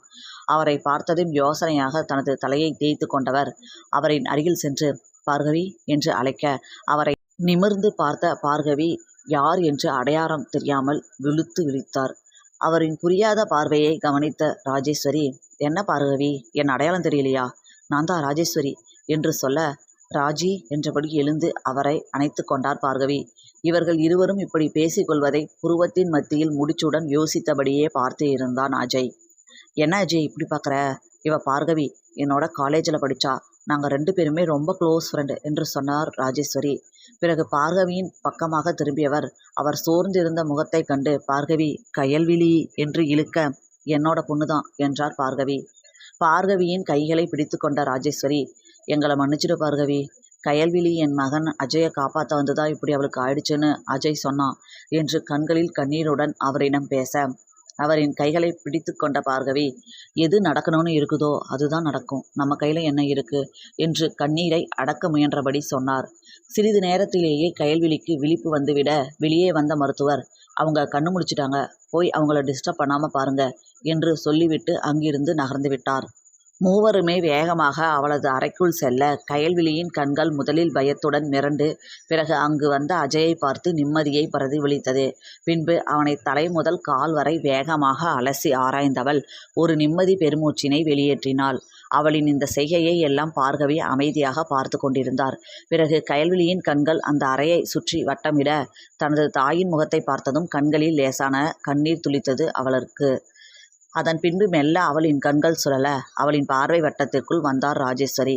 அவரை பார்த்ததும் கயல்விழியின் முகம் சூரியனை விட்டு விலகிய தாமரை போல பட்டென்று சுருங்கிவிட, அவளின் இந்த மாற்றத்திற்கான காரணம் புரியவில்லை பார்கவிக்கு. அங்கு ராஜேஸ்வரியும் அஜயும் இருந்ததால் எதுவும் கேட்காமல் விட்டுவிட்டார். ஆனால் அதன் பின்பு காலையில் வரை அஜயையும் ராஜேஸ்வரியையும் இருந்த பக்கம் கூட திரும்பி பார்க்கவில்லை கயல்விழி. அவளின் இந்த திடீர் மாற்றத்தை பார்த்து ராஜேஸ்வரிக்குமே சற்று குழப்பமாக தான் இருந்தது. அஜய்க்கோ சொல்லவே தேவையில்லை. தன் உயிரை காப்பாற்ற அவளுடைய உயிரை பற்றியும் கவலை இல்லாமல் தனக்காக தன் உயிரையும் கொடுக்க துணிந்துவிட்டு இப்பொழுது அவனை திரும்பி கூட பார்க்காமல் நடந்து கொள்ளும் அவளின் செயலை பார்த்து அவனுக்கு பைத்தியம் பிடிப்பது போல ஆனது. காலை விடிந்ததும் தான் அஜயையும் ராஜேஸ்வரியையும் அங்கிருந்து கிளம்பினர். அஜய்க்கு அங்கிருந்து கிளம்ப மனமே இல்லை. இருந்தாலும் காவல் நிலையத்தில் இருக்கும் தன்னை கொல்ல வந்தவனை பற்றி விசாரிக்க வேண்டியிருந்ததால் கிளம்பிவிட்டான். கயல்விழியின் மனநிலை என்ன என்பது புரியாத காரணத்தால் அவளை தொந்தரவு செய்ய மனம் இல்லாமல் கிளம்ப முடிவு எடுத்த ராஜேஸ்வரியும் கிளம்பிவிட்டார். கிளம்பும்போது கயல்விழியிடம் பார்கவியிடம் வந்து, நான் கிளம்புறேன் என்று அஜய் சொல்ல, சரி தம்பி, நீங்கள் என்னன்னு பார்த்து கொஞ்சம் இருந்துக்கோங்க என்று அவர் முந்தைய நாளை மனதில் வைத்து கொண்டு அஜய்க்கு அறிவுரை கூறினார். சரி என்பது போல தலை அசைத்த அஜய் கயல்விழியின் புறமாக திரும்ப, பட்டென உறங்குவது போல கயல்விழி கண்களை மூடிக்கொண்டாள். அவளின் இந்த செய்கையில் அஜய்க்கு என்ன செய்வது என்றே புரியவில்லை. அவள் எதனால் இப்படி நடந்து கொள்கிறாள் என தெரிந்து கொள்ள முடியாததால் குழம்பிய மனதுடன் அங்கிருந்து வெளியேற ஆரம்பித்தான். அஜய் சோகமாக வெளியேறுவதை பார்த்த ராஜேஸ்வரி கயல்விழியின் புறம் பார்க்க, அவள் கண்களோ இன்னும் மூடிய நிலையிலேயே இருந்தது. பிறகு பார்கவியிடம் விடைபெறும் விதமாக ராஜேஸ்வரி தலையசைக்க, பார்கவியும் தலையசைத்து விடை கொடுத்தார். அத்தியாயம் 7. மருத்துவமனையை விட்டு வெளியே வந்ததும் தாயின் புறம்பாக திரும்பியவன், அம்மா, எனக்கு போலீஸ் ஸ்டேஷனில் ஒரு முக்கியமான வேலை இருக்கு, நான் அங்கே போகணும் என்று சொல்ல, சரி அஜய், நீ கிளம்பு, நான் கார் எடுத்துட்டு கிளம்புறேன் என்றவர், நீ எப்படி போவ என்று அவனிடம் கேட்டார். மனோகரை வர சொல்லியிருக்கேன், நான் போய்க்கிறேன், நீங்கள் பார்த்துப்போங்க என்றவன் மனோகருக்கு அழைக்க, அவனை பார்த்து ஒரு நெடுமூச்சை வெளியேற்றிய ராஜேஸ்வரி அந்த இடத்தில் இருந்து அகன்று விட்டார். மனோகர் இருக்கும் இடத்தை அறிந்து கொண்டு அங்கே வந்து சேர்ந்தவனை பார்த்த மனோகர் ஓட்டுநர் இருக்கையில் இருந்து தள்ளி அமர்ந்து கொண்டான். எங்கு செல்வது என்றாலும் அதிகபட்சமாக அஜய் தான் காரை இயக்குவான். அதனாலேயே அவ்வாறு நகர்ந்து கொண்டான் மனோகர். ஆனால் காலை நேரம் விடிந்ததும் திடீரென இந்த மருத்துவமனைக்கு எதற்காக வர சொன்னான் என்று சற்று குழப்பமான மனதுடனேயே இருந்தான் மனோகர். காரில் ஏறி காரை உயிர்ப்பித்த அஜய் அதை நேராக கொண்டு சென்று காவல் நிலையத்தில் நிறுத்த மனோகருக்கு இன்னும் மனம் குழம்பிய குட்டையானது. என்ன, காலையில் ஹாஸ்பிட்டல்லேருந்து வராரு, ஸ்ட்ரைட்டாக இங்கே வந்து நிற்கிறாரு, என்ன பிரச்சனையாக இருக்கும் என்று நினைத்தவன் திரும்பி அஜயை பார்க்க அவனின் முகம் பாறை என இறுகி இருந்தது. அதனால் அவனிடம் பேச பயந்தவன் எதுவும் கேட்கவில்லை. வேகமாக காரில் இருந்து இறங்கியவன் காவல் நிலையம் உள்ளே செல்ல அங்கே செல்லுக்குள் பல அடிகள் வாங்கி சோர்ந்து போய் அமர்ந்து இருந்தான் நேற்று அஜயை கொலை செய்ய வந்தவன். அவனை ஒரு பார்வை தீயென பார்த்துவிட்டு அந்த காவல் நிலையத்தின் ஆய்வாளரிடம் வந்தவன், சார், நேற்று எதுக்கு என்னை கொல்ல வந்தான் என்று கேட்க, உட்காருங்க மிஸ்டர் அஜய் என்று சொன்ன காவல் ஆய்வாளர், அவன் யாருன்னு உங்களுக்கு தெரியுமா என்று கேட்க, இல்லை என்பது போல தலையசைத்தான் அஜய். உங்கள் அப்பாவோட ex business partner mister Thanikachalam தான் உங்களை கொல்ல ஆள் அனுப்பியிருக்காரு என்று சொன்ன அவரை அதிர்ந்து போய் பார்த்தான் அஜய். தணிகாசலத்தின் நடவடிக்கைகள் சரியில்லை என்று அஜய்க்கு தெரியும். ஆனால் கொலை செய்யும் அளவிற்கு துணியக்கூடியவர் என்று அவன் நினைத்தும் பார்த்ததில்லை. அவர் அப்படி சொல்லிக்கொண்டு இருக்கும்போதே தணிகாசலத்தை அழைத்து வந்தனர் இரு காவல் அதிகாரிகள். அங்கே அஜயை பார்த்த தணிகாசலம் எதுவும் சொல்ல தோன்றாமல் தலையை குனிந்து கொள்ள வேகமாக சென்று அவரின் சட்டையை பிடித்தவன் தனது உணர்வுகளை கட்டுக்குள் கொண்டு வந்து அவரின் மேல் இருந்து கைகளை எடுத்துவிட்டு, ஏன் இப்படி பண்ணீங்க என்றான் பொறுமையாக. இப்பொழுதும் அவன் அவருக்கு கொடுக்கக்கூடிய மரியாதை அவரின் தந்தைக்காக மட்டுமே. எப்பொழுதுமே தணிகாசலத்தின் மீது மிகுந்த மரியாதை வைத்திருந்தவர் அவனது தந்தை. அதற்காக மட்டுமே இந்த நிமிடம் கூட அமைதியாக செல்கிறான். அவனின் கேள்வியில் நிமிர்ந்து அவனை உக்கிரமாக பார்த்தவர், உனக்காக என்னோட பொண்ணு மிருதுளா பல வருஷமாக காத்துட்ருக்கா, நீ என்னடானா அந்த மேனேஜர் பொண்ணு கூட சுற்றிட்டு திரியறியா என்று கேட்க அவனுக்கு அதிர்ச்சி. கயல்விழியிடம் அவன் காதலுடன் இருப்பது அங்கு உணவகத்தில் இருப்பவர்களுக்கு கூட அவ்வளவாக தெரிய வாய்ப்பில்லை. அப்படி இருந்தும் இவர் இப்படி பேசுகிறார் என்றால் என நினைத்தவன், என்ன ஆள் வச்சு வேவு பார்க்குறீங்களா என்று கேட்க, ஆமாம், என் பொண்ணு வாழ்க்கை இப்படியோ போயிடுமான்னு நினச்சி உன்னை கண்காணித்தேன், அப்போதான் தெரிஞ்சது என்று சொல்ல அவரை கேவலமாக புழுவை பார்ப்பதை போல பார்த்தவன், உங்கள் பொண்ணு வாழ்க்கை இப்படியே போயிடும்னு என்ன பண்ணீங்க? கஷ்டப்பட்டு உங்கள் பிஸ்னஸை எல்லாம் மீட்டு எடுத்தீங்களா, இல்லை நைட்டு பகலாக வேலை பார்த்தீங்களா? எனக்கு புரியல என்று அஜய் கேட்க அவனின் நக்கலான கேள்வியில் எதுவும் பேசாமல் அமைதியாக நின்றிருந்தவரை வெறுப்பாக பார்த்தவன், நீங்கள் எல்லாம் ஒரு ஜென்மம், சொல்லப்போனால் மிருதுளா நல்ல பொண்ணு தான், உங்கள் கூட சேர்ந்து தான் இப்படி மாறிட்டா என்று சொல்லிவிட்டு காவல் ஆய்வாளர் புறமாக திரும்பி, சார், நான் இவர் மேலே கம்ப்ளைண்ட் கொடுக்குறேன் என்று சொல்ல, ஓகே, வந்து கம்ப்ளைண்ட் எழுதி கொடுங்க என்றார் அவர். இப்பொழுது தணிகாசலத்திற்கு முகமெல்லாம் பயத்தில் வேர்க்க ஆரம்பித்து விட்டது. தன்னை விட மிகவும் பலம் வாய்ந்த அஜய் தன்னை அவ்வளவு எளிதில் இந்த புகாரிலிருந்து வெளியே வர விட்டு விடுவானா என்று இப்பொழுது யோசித்தவருக்கு உடம்பெல்லாம் நடுங்க ஆரம்பித்தது. அஜய் அவரை திரும்பி பார்க்க முகம் எல்லாம் வெளுத்து போய் நின்று இருந்தார். ஆனாலும் இதற்கு மேல் அவரை விட்டு வைக்க அவனுக்கு மனம் வரவில்லை. அவரால் உயிரை விட இருந்தது கயல்விழி அல்லவா? அதை அவனால் மன்னிக்கவே முடியவில்லை. கண்களை இறுக மூடி திறந்தவன் அவரின் மீது புகாரினை எழுதி கொடுத்துவிட்டு வேகமாக வெளியே வந்துவிட்டான். சற்று நேரம் எங்கே செல்வது என தெரியாமல் மனோகரை அவனது வீட்டில் இறக்கிவிட்டுவிட்டு காரில் பல மைல்கள் சுற்றி திரிந்தவனுக்கு கயல்விழியின் நினைவு வர அவளை அனுமதித்து இருந்த மருத்துவமனைக்கு சென்றான். அங்கு சென்று பார்த்த பொழுதுதான் அவர்கள் 1 மணி நேரத்திற்கு முன்பாகவே இங்கிருந்து சென்று விட்டனர் என தெரிய வந்தது. ஏன் கயல், என்கிட்ட ஒரு ஃபோன் பண்ணி சொல்லிட்டு போகக்கூட தோணலையா என நினைத்து கொண்டவன் மருத்துவமனையில் செலவான பில்லினை கட்ட அங்கிருந்த அலுவலக ஊழியரிடம் கேட்க, அவங்க பில்லெல்லாம் செட்டில் பண்ணிட்டாங்க சார் என்ற பதிலே அஜய்க்கு கிடைத்தது. அங்கிருந்து தனது காரினை எடுத்து கொண்டவன் நேராக கயல்விழியின் வீட்டினை நோக்கி பயணித்தான். கயல்விழி வீட்டிற்கு வெளியே காரை நிறுத்தியவன் உள்ளே நுழைய அவனை பார்த்த பார்கவி, வாங்க தம்பி, வாங்க உட்காருங்க என்று அவனை வரவேற்று அமர வைத்தார். பின்பு அடுத்து என்ன பேசுவது என்று தெரியாமல் அவனையே அவர் பார்த்திருக்க, கயல்விழியை பார்க்கணும் என்றான் எந்த ஒரு ஒளிவு மறைவும் இல்லாமல். அவன் இப்படி கேட்கவும் கயல்விழி சற்று நேரத்திற்கு முன்பு தன்னிடம் சொல்லிவிட்டு சென்றது ஞாபகம் வந்தது பார்கவிக்கு. எனவே அவனை நேராக பார்த்தவர், தம்பி, கயல்விழி தூங்குறா, அப்புறம் வந்து பார்க்குறீங்களா என்று சொல்ல, இல்லை ஒரு தடவை என்று சொல்ல வந்தவனை சொல்ல விடாமல், இல்லை தம்பி இப்பதான் தூங்கினா, கொஞ்ச நேரம் கழிச்சு வந்து பார்க்குறீங்களா என்று மறுபடியும் சொன்னார் பார்கவி. அவரை யோசனையாக பார்த்தவன் கிளம்ப ஒரு அடி எடுத்து வைக்க, கயல்விழியின் அறையில் கதவின் ஓரத்தில் ஒரு பாத்திரம் உருளும் சத்தம் கேட்டது. உடனே திரும்பி பார்கவியை அஜய் பார்க்க அவர் தலையை குனிந்து கொண்டார். அவரின் அந்த செயலிலேயே நன்றாக புரிந்தது, கயல்விழி சொல்லிதான் அவர் இப்படி சொல்லியிருக்கிறார் என்று. விரக்தியாக ஒரு சிரிப்பு சிரித்தவன் அங்கிருந்து கிளம்பி விட்டான். அஜய் கிளம்பி செல்வதை உணர்ந்து கொண்ட கயல்விழி அப்படியே நெற்றியில் கை வைத்தபடி கீழே அமர்ந்து விட்டாள். ஆம், கயல்விழி வந்ததுமேயே தன் தாயாரிடம் சொல்லிவிட்டாள். அம்மா, யார் வந்து கேட்டாலும் நான் தூங்குறேன்னு சொல்லுங்க ப்ளீஸ், யாரையும் நான் பார்க்க விரும்பல என்று. அவள் அவ்வாறு சொன்னதிலேயே பார்கவிக்கு ஓரளவு புரிந்தது அஜயை அவள் பார்க்க விரும்பவில்லை என்று. ஏனெனில் அவர்தான் மருத்துவமனையிலேயே கயல்விழி அஜயை முழுவதுமாக பார்க்காமல் கூட விலக்கி வைத்ததை பார்த்தார் அல்லவா. அதனால் நன்றாக புரிந்து கொண்டவர் எதுவும் கயல்விழியிடம் கேட்கவில்லை. ஆனால் தன் உயிரை கொடுத்து கூட காப்பாற்ற நினைத்த அஜயை பார்க்க தவிர்ப்பது ஏன் என்றுதான் அவருக்கு புரியவில்லை. அதனால்தான் அஜய் உள்ளே நுழைந்ததும் அவ்வாறு கூறினார். ஆனால் அஜயின் குரலை கேட்ட கயல்விழி வேகமாக எழுந்து வந்துவிட்டு பின்பு வெளியே வராமல் கதவிலேயே சாய்ந்து நின்று கொண்டவள். அவன் கிளம்பு போகும் நேரத்தில் அங்கு இருந்த மேஜையின் மீது தெரியாமல் கையை வைக்க அதன் மேல் இருந்த டம்ளர் கீழே விழுந்து உருண்டது. அந்த சத்தத்தை தான் கேட்ட அஜய் கயல்விழியின் மன ஓட்டத்தை புரிந்து கொண்டு அங்கிருந்து கிளம்பினான். அவன் கிளம்பியதை உணர்ந்து கொண்டவள் வேகமாக சென்று தனது படுக்கையில் படுத்து கொண்டாள். படுக்கையில் கவிழ்ந்து படுத்து கொண்டவள் குலுங்கி குலுங்கி அழ ஆரம்பித்து விட்டாள்.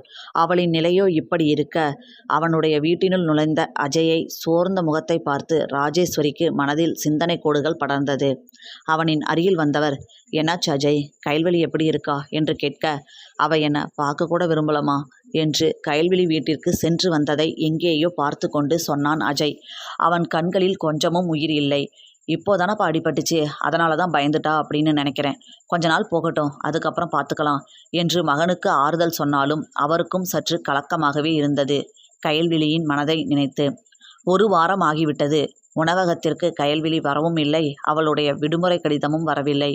அவளுக்கு அடிபட்டு இருப்பதால் வர வாய்ப்பு இல்லை என அஜய் தெரிந்தாலும் எத்தனையோ முறை அழைத்து பார்த்தும் அவன் அழைப்பையும் ஏற்காதவள் ஒரு விடுமுறை கடிதமோ அல்லது விடுமுறை என மின்னஞ்சலோ கூட அனுப்பவில்லை. அவனுக்கு என்னவோ ஒரு மாதிரியாக இருந்தது. ஒருவேளை வேலையை விட்டு விட்டாளோ என்று நினைத்தவனுக்கு அவள் வீட்டில் சென்று பார்க்கவும் இயலாத நிலை. அப்படி பார்க்க முடியாது என்று மறைமுகமாக அன்று சொன்னவளை தேடி சென்றால் இன்றும் அதே பதில்தானே கிடைக்கும். அதனால் அவளை தேடி செல்லவும் மனம் இல்லாமல் வெளியே எதுவும் சொல்லவும் முடியாமல் தவித்து கொண்டிருந்தான் அஜய். இந்த 1 வாரத்தில் அவனின் மாற்றத்தை பார்த்து ராஜேஸ்வரிக்கு அவனை பற்றிய பயமே வந்துவிட்டது. இனிமேலும் இப்படி விடக்கூடாது என்று நினைத்து கொண்டவர் கயல்விழியின் வீட்டை அறிந்து கொண்டு அவளை தேடி புறப்பட்டார். கயல்விழியின் வீட்டினை அடைந்தவர் வீட்டிற்குள் நுழைய அவரை பார்த்த பார்கவி, அட ராஜி, வா வா என்று அவரை உள்ளே அழைத்தார். உள்ளே வந்த ராஜேஸ்வரி, எங்க கயல்விழி என்று கேட்க, அவ தூங்கிட்டு இருக்கா என்று சொன்னார் பார்கவி. ஏன் பார்கவி, அஜய் கிட்ட சொன்ன அதே பொய்ய என்கிட்டயே சொல்றியா என்று ராஜேஸ்வரி கேட்க அவரை அதிர்ந்து போய் பார்த்தார் பார்கவி. எனக்கு எல்லாம் தெரியும், ஏன் இப்படி பண்றீங்க? உங்களுக்கு நிஜமா அஜய் மனசு புரியலையா? உன்னை விடு, கயல்விழி ஏன் இப்படி பண்றா என்று கோபமாக கேட்க, இல்ல ராஜி என்று பார்கவி தடுமாறினார். எங்க கயல்விழி என்று மறுபடியும் ராஜேஸ்வரி கேட்க பார்கவி கயல்விழி இருந்த அறையை நோக்கி கையை நீட்டினார். அங்கே சென்று ராஜேஸ்வரி பாதி திறந்திருந்த அறையின் கதவில் கை வைத்து தள்ள அங்கே உண்மையில் நன்றாக உறங்கிக் கொண்டு இருந்தாள் கயல்விழி. கயல்விழியை ஒரு கணம் அழுத்தமாக பார்த்த ராஜேஸ்வரி வெளியில் வர, உண்மையிலேயே கயல்விழி தூங்கிட்டு தான் இருக்கா ராஜி என்று பார்கவி சொல்ல அவரிடம் பதில் எதுவும் பேசாமல் அங்கிருந்த சோஃபாவில் சென்று அமர்ந்தார் ராஜேஸ்வரி. அவர் அமர்ந்த சோஃபாவிற்கு எதிர் திசையில் வந்து அமர்ந்த பார்கவி, எனக்கு நல்லா புரியுது ராஜி, அஜய்க்கு எங்கள் கயல்விழியை எவ்வளோ பிடிச்சிருக்குன்னு. ஆனால் எங்களுக்குள்ளே இருக்க பயமும் எங்களுக்கு ஏற்பட்ட கசப்பான அனுபவமும் தான் ஒரு முடிவை எடுக்க விடாமல் தடுக்குது. எனக்கு தெரிஞ்சு கயல்விழிக்கும் அஜயை ரொம்ப பிடிச்சிருக்கு. பிடிக்காமல் உயிரை கொடுக்குற அளவு போயிருப்பாளா? நீயே சொல்லு. ஆனாலும் அவளை பயம் பிச்சு தின்னுது என்று சொன்னவர், உனக்கு ஒன்று தெரியுமா ராஜி, அஜய் தம்பிக்கு தெரிஞ்சிருக்க வாய்ப்பு இருக்கா இல்லையான்னு எனக்கு தெரியல. கயல்விழிக்கு ஏற்கனவே கல்யாணம் மணமேடை வரைக்கும் வந்து நின்று போயிருக்கு என்று பார்கவி சொல்ல அவரின் வார்த்தைகளில் அதிர்ந்து போய் எழுந்து நின்று விட்டார் ராஜேஸ்வரி. அத்தியாயம் 8. ராஜேஸ்வரி அதிர்ச்சியாக பார்கவியை பார்க்க ஆம் என்பது போல தலையசைத்தவர் தங்களது கடந்த காலத்தை பற்றி சொல்ல ஆரம்பித்தார். என்ன ஜெயா சொல்ற? அவ்வளவு பெரிய இடமா? அது நமக்கு ஒத்து வருமா என்று அருணகிரி யோசனையாக சொல்ல, அப்பா, பையனும் நம்ம கயல்விழியை விட 4 வயசு தான் மூத்தவனா இருப்பான். அவ்வளவு வசதி இருந்தும் நம்ம கயல்விழியை கேட்குறாங்க. இப்படி ஒரு பையன் கிடைக்கிறது கஷ்டம். வரதட்சணையும் எதுவும் வேணான்னு சொல்லிட்டாங்க என்று ஜெயா சொல்ல அருணகிரிக்கு அப்பொழுதும் உறுத்தல்தான். என்னதான் இருந்தாலும் நாம் இருக்க வசதிக்கு அதுக்கு ஏற்ற மாதிரி மாப்பிள்ளையை பார்க்கறது தாம்மா பரவாயில்ல என்று தயங்கியபடியே அவளின் தந்தை பேச, அப்பா ஏற்கனவே இப்படி பேசி பேசி தான் வசதி இல்லாத இடத்துல என்ன கல்யாணம் பண்ணி வச்சிங்க. கயல்விழிக்கு வரன் அதுவா தேடி வருது, அதை ஏன் தடுக்க பார்க்குறீங்க என்று கோபமாக கேட்டுவிட்டாள் ஜெயா. ஏ ஜெயா, அப்பா கிட்ட என்ன பேசுற என்று பார்கவி எகிரி கொண்டு வர, விடு பார்கவி, தங்கச்சி மேல இருக்கிற பாசத்துல தானே பேசுறா, நீ வேற ஏன் அவகிட்ட சண்டைக்கு போற என்று அருணகிரி கேட்டார். உங்களுக்கு எப்பவுமே உங்க 2 பொண்ணுங்களை எதுக்கும் குறை சொல்லக்கூடாது. என்னவோ போங்க, பொண்ணுங்க மட்டும் எவ்வளவு பேசினாலும் அமைதியாகவே இருந்து பழகிட்டீங்க என்றபடி அங்கிருந்து கோபமாக சென்று விட்டார் பார்கவி. அடுத்து வந்த சில நாட்களில் ஜெயாவின் அடத்தினால் வீட்டிலிருந்த அனைவரும் திருமணத்திற்கு ஒத்துக்கொள்ள வேண்டியிருந்தது. கயல்விழிக்கோ எந்த ஒரு எண்ணமும் இல்லை. ஏதோ திருமணம் என்று நினைத்து கொண்டவள் எதை பற்றியும் ஆர்வமில்லாமல் இருந்து வந்தாள். அப்பொழுதுதான் ஜெயா வந்து மாப்பிள்ளை வீட்டினர் கோவிலில் வைத்து கயல்விழியை பார்ப்பதாக கூற அருணகிரிக்கோ மனம் ஏற்றுக்கொள்ளவில்லை. அது எப்படிம்மா, நம்ம வீடு இருக்குல்ல, அப்புறம் எதுக்கு கோவில்ல எல்லாம், அதுவும் கயல்விழியை மட்டும் என்று அருணகிரி கேட்க, அப்பா அவங்க இருக்க வசதிக்கு இங்கே வர்றதுக்கு யோசிக்கிறாங்களோ என்னவோ என்று ஜெயா சொல்ல, அப்புறம் எதுக்கு நம்ம கயல்விழியை கல்யாணம் பண்ண மட்டும் ஒத்துக்கணும் என்று கோபமாக கேட்டார் பார்கவி. எப்படியோ அடம் பிடித்து கயல்விழியை கோவிலுக்கு அழைத்து செல்ல சம்மதம் வாங்கிவிட்டாள் ஜெயா. அப்பா நாளான்னைக்கு நான் கயல்விழியை கோயிலுக்கு கூட்டிகிட்டு வரேன்னு சொல்லியிருக்கேன். நாளைக்கு மாப்பிள்ளை வீட்டில் இருந்து உங்ககிட்ட கால் பண்ணி பேசுவாங்க, நீங்கள் என்னன்னு பேசுங்க என்று விட்டு வெளியேறிவிட்டாள். அவள் செல்வதை பார்த்த பார்கவிக்கு ஏனோ மனம் ஒப்பவில்லை. என்னங்க ஜெயா சொல்கிறா அப்படின்னு யோசிக்காம முடிவு எடுக்காதீங்க, எனக்கு என்னவோ நடக்கிறது எதுவும் சரியா தோணலை என்று சொன்ன பார்கவி அதற்கு மேல் பேசாமல் சென்று விட்டார். அடுத்த நாள் ஜெயா கூறிய மாப்பிள்ளை குகனான் வீட்டிலிருந்து அருணகிரியிடம் பேசினார் குகனின் அன்னை. ஏதோ அந்த பெண்மணியின் பேச்சுக்கள் சற்று மனதுக்கு திருப்திகரமாக அமையும் விதமாகவே இருந்தது அருணகிரிக்கு. மிகவும் மென்மையாக பேசியவரை பார்க்கையில் ஏதோ நல்லவராக இருக்கின்றார் என்று எண்ணும் அளவிற்கு இருந்தது. அதற்கு அடுத்த நாள் தான் கயல்விழியை அழைத்து கொண்டு ஜெயா கோயிலுக்கு செல்ல, அங்கு அவளுக்கு தெரிந்த ஒரு பெண் நேர்பட அவளிடம் பேசிக்கொண்டே அஜய்க்கு பின் நின்றிருந்த குகனை காட்டி, அங்கே பாரு மாப்பிள்ளை நிற்கிறாரு, போய் பேசிட்டு வந்துடுறேன் என்று சொல்ல, அக்கா நான் எப்படி தனியா, நீயும் என்று தயங்கிக் கொண்டே கேட்ட தங்கையிடம், நீ போ நான் வரேன்னு சொல்கிறேன்ல என்று எரிச்சலாக பேசி அனுப்பி வைத்தாள் ஜெயா. தயங்கிக் கொண்டே அஜயை பார்த்தபடி நடந்து வந்த கயல்விழிக்கு அஜயை பார்க்கும் பொழுது மனதில் சில்லென்று ஏதோ ஒன்று பரவும் உணர்வு. அவனின் கம்பீரமும் அழகும் அவளை ஈர்த்தது. அதன் பிறகு அஜய் மாப்பிள்ளை இல்லை என்று ஆனதும் கயல்விழிக்கு மனதில் ஏமாற்றம் வந்தது என்னவோ உண்மை. ஆனாலும் வீட்டில் இருப்பவர்களுக்காக அனைத்தையும் மறைத்து கொண்டு வலம் வந்தாள் கயல்விழி. இப்படியே நாட்கள் செல்ல வேகமாக கயல்விழிக்கும் குகனுக்கும் திருமண ஏற்பாட்டினை செய்ய ஆரம்பித்தாள் ஜெயா. தந்தை பணத்திற்காக என்ன செய்வார் என்று கூட அவள் யோசிக்கவில்லை. என்னதான் வரதட்சணை வேண்டாம் என்று சொல்லிவிட்டாலும் எங்களால் முடிந்ததை செய்ய போகிறோம் என்று சொல்லி திருமண செலவை முழுவதாக தானே ஏற்றுக்கொண்டிருந்தார் அருணகிரி. அதற்காக தாங்கள் தங்கியிருந்த ஒரு வீட்டையும் விற்றுவிட்டார். அதில் பார்கவிக்கு உடன்பாடு இல்லை. என்னங்க இப்படி பண்ணிட்டீங்க என்று மனத்தாங்கலாக பார்கவி கேட்க, நாம் ஜெயாவுக்கு நிறையவே செஞ்சிட்டோம், அந்த அளவுக்கு கூட கயல்விழிக்கு செய்யலைன்னா என்ன பண்ணுறது, நமக்கு அடுத்து பிள்ளைங்களா குட்டிங்களா 2 பேர்த்துக்கும் மனநிறைவாக செய்ய வேண்டியதெல்லாம் செஞ்சுட்டா அதுவே போதும் என்று சொன்னவரை எதுவும் சொல்லாமல் விட்டுவிட்டார் பார்கவி. திருமண நாளும் வந்தது. விடிந்தால் திருமணம் என்ற நிலையில் இருக்கும்போது மாப்பிள்ளை வீட்டினர் கயல்விழி வீட்டினரை தேடி வந்தனர். என்னங்க இந்த நேரத்தில் தேடி வந்திருக்கீங்க என்று அருணகிரி கேட்டதற்கு, எங்களை மன்னிச்சிடுங்க சம்பந்தி என்றார் குகனின் தாய். அவரின் பேச்சே ஏதோ நெருடுவது போல இருக்க, என்னத்துக்குங்க மன்னிப்பெல்லாம் கேட்குறீங்க என்று கேட்டார் அருணகிரி. அருணகிரியை தயக்கமாக பார்த்த குகனின் தாய், எங்கள் அண்ணாவோட பொண்ணும் எங்கள் பையன் குகனும் உயிருக்குயிராக விரும்பினாங்க. எங்கள் அன்னிக்கு ஜாதகத்தில் நம்பிக்கை அதிகம் அப்படிங்கிறதுனால அவங்க 2 பேர்த்துக்கும் கல்யாணம் நடந்தால் பொண்ணோட உயிர் இருக்காதுன்னு ஜாதகம் பார்த்த ஜோசியர் சொல்லிட்டாங்க. வேற பையனை பார்த்து நாளைக்கு கல்யாணத்துக்கும் நாள் குறித்து இருந்தாங்க. நானும் என் பையனுக்கு இப்போவே கல்யாணம் பண்ணிட்டாதான், இல்லைனா எதிர்காலத்தில் கல்யாணமே பண்ணிக்காமல் போயிடுவோன்னு நினச்சி அவங்ககிட்ட அழுது கெஞ்சி கல்யாணத்துக்கு சம்மதிக்க வச்சேன். இந்த கல்யாணத்தில் எங்கள் வீட்டுக்காரருக்கும் என் பையனுக்கும் விருப்பமே இல்லை. இப்போது எங்கள் அண்ணா பொண்ணு விஷம் குடித்து ஹாஸ்பிட்டலில் இருக்கா. அவளை காப்பாற்றினதுக்கு அப்புறம் எதுக்கு என்னை காப்பாற்றினீங்க, மாமா இல்லைன்னா நான் செத்துருவேன் என்னைக்கா இருந்தாலும்னு சொல்லி அழுதுருக்கா. அதனால் எங்கள் அண்ணி அவங்க முடிவை மாற்றிக்கிட்டு எங்கள் அண்ணாவோட இங்கே வந்து இருக்காங்க. என் பையனும் கல்யாணம் வேணான்னு சொல்லிட்டான் என்று குகனின் தாய் சொல்ல, என்னம்மா இப்படி பேசுறீங்க? இதெல்லாம் உங்களுக்கே நல்லா இருக்கா? உங்க பையனுக்கு வேற பொண்ண புடிச்சிருந்தா நீங்க எதுக்கு எங்க பொண்ணோட அவருக்கு கல்யாணத்துக்கு ஏற்பாடு பண்ணீங்க? என்று பார்கவி அழுது கொண்டே கோபமாக பேச, அப்படியெல்லாம் இல்லம்மா. நாங்க ஏற்கனவே ஜெயா கிட்ட எல்லாத்தையும் சொல்லிட்டோம். ஜெயாவோட ஹஸ்பண்டும் என் பையனும் ரொம்ப க்ளோஸ் ஃப்ரெண்டு. என் பையன் ரொம்ப உயிருக்கு உயிரா எங்க அண்ணா பொண்ண விரும்பிட்டான். பையன் மாற கொஞ்சம் நாள் ஆகும். அதையெல்லாம் வீட்ல பேசிடுங்கன்னு நான் உங்க பொண்ணு ஜெயா கிட்ட சொல்லி தான் வச்சிருந்தேன். அவங்களும் கண்டிப்பா சொல்லிடுறேன்னு தான் சொன்னாங்க. அவங்க எதுவும் உங்ககிட்ட சொல்லலையா? என்று அவர் கேட்க, இந்த முறை தழும்பி இருந்த தனது மனதை நிலைப்படுத்திக் கொண்ட அருணகிரி, சரிம்மா, நீங்க சொன்னதா கூட இருக்கட்டும். அதுக்காக கல்யாணம் நடக்குங்கன்ற நம்பிக்கையில தானே இதுவரைக்கும் வந்திருக்கு. காதலிச்சிருந்தா இப்படி கல்யாணத்த நிறுத்துவீங்கன்னு அவளுக்கு தெரியுமா? திடீர்னு இப்படி சொன்னா எப்படி? என்று கேட்க, இங்க பாருங்க, நாங்க கல்யாணத்துக்கு பண்ண செலவ திருப்பி கொடுத்துட்றோம். எங்க அண்ணாவோட பொண்ணு சாக கிடக்கறா. இதுக்கு மேல எங்களால ஒண்ணும் பண்ண முடியாது என்றவர், எங்கள மன்னிச்சிடுங்க. நாளைக்கு உங்க பணம் செட்டில் ஆயிரும் என்று விட்டு அங்கிருந்து செல்ல, குகனும் அவன் தந்தையும் கூட அவரின் பின்னால் சென்று விட்டார்கள்.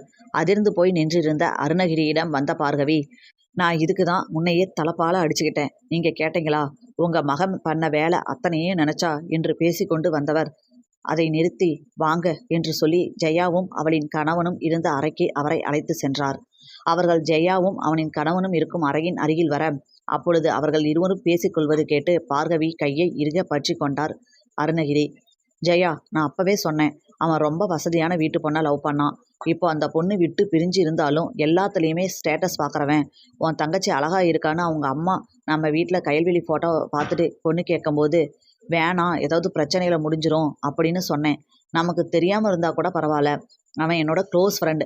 அவன் எவ்வளவு அந்த பொண்ணை விரும்பினான்னு நல்லா தெரிஞ்சும் நான் அத்தனை தடவை சொல்லியும் இப்படி கல்யாணம் வரைக்கும் கொண்டு வந்து விட்டுட்டியே, இப்படி அசிங்கமாயிடுச்சே என்று ஜெயாவின் கணவன் பேசிக்கொண்டு இருக்க, நான் என்ன பண்ணுறது? அந்த அம்மா சும்மாவே நமக்கு நிறைய ஹெல்ப் பண்ணுறாங்க. ஒரு சொந்தம்னு ஆயிட்டா பிஸ்னஸ் வைக்கக்கூட அந்த அம்மா கிட்ட நைஸாக பேசி வச்சுருந்தேன்.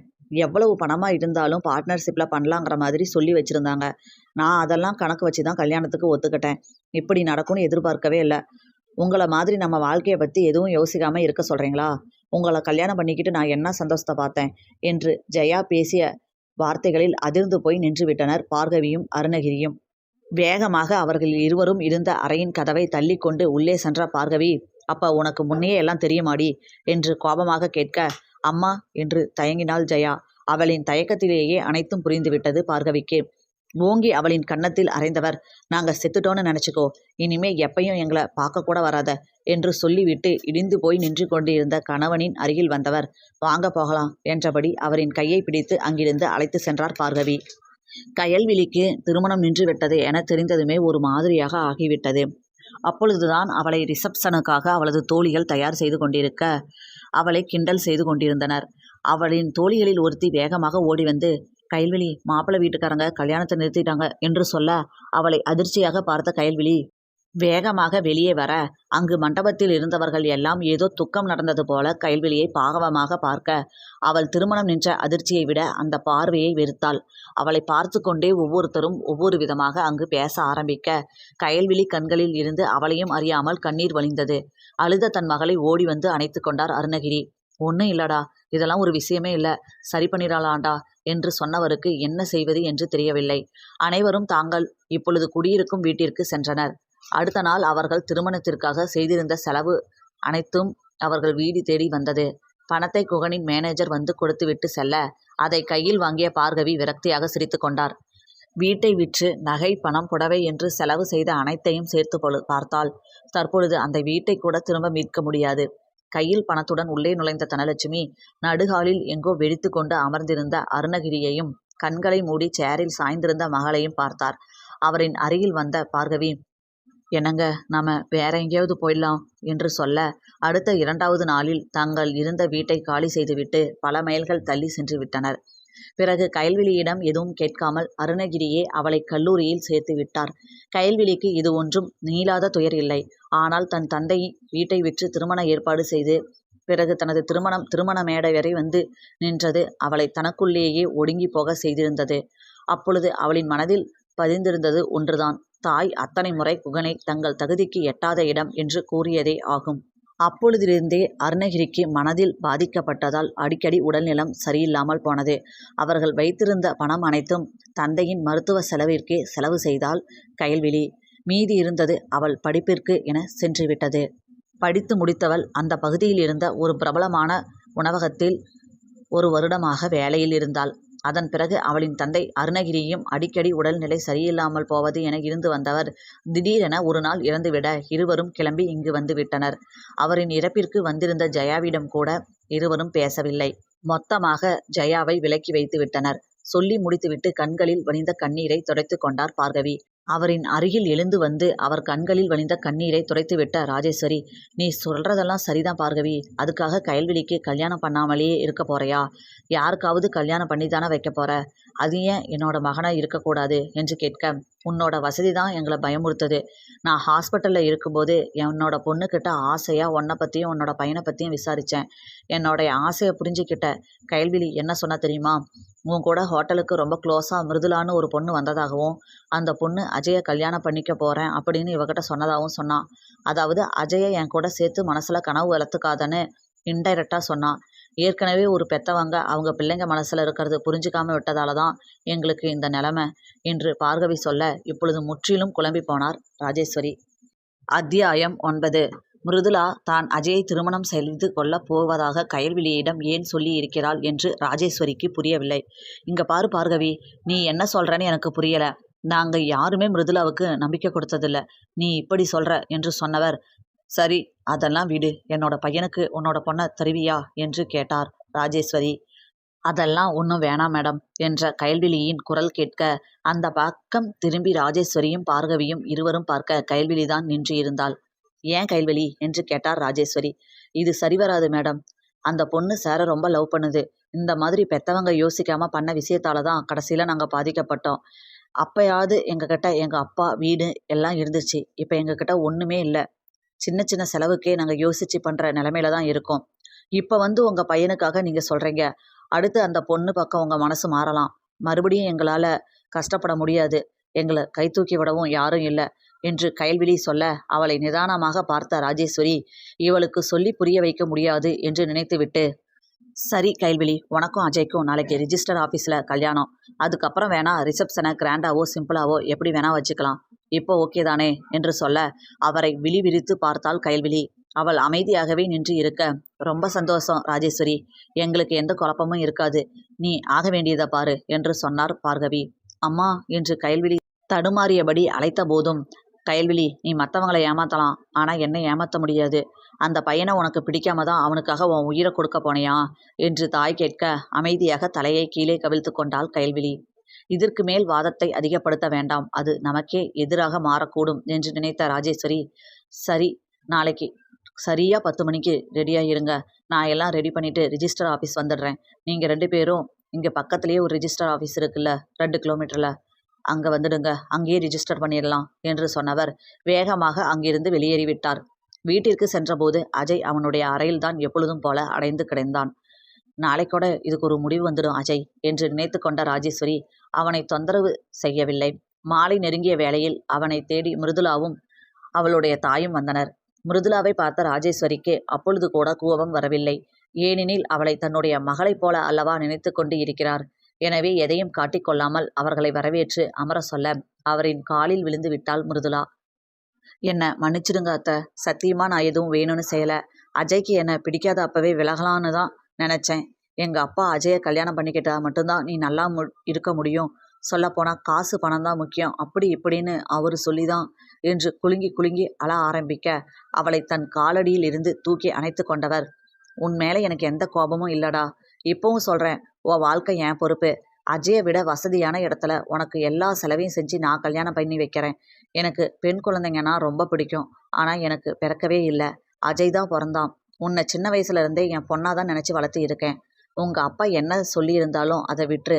கடந்த காலத்தை எல்லாம் மறந்துடு. நீ என்னோட பொண்ணுடா என்று ராஜேஸ்வரி சொல்ல, அவரை கட்டி கொண்டு அழ ஆரம்பித்து விட்டாள் மிருதுளா.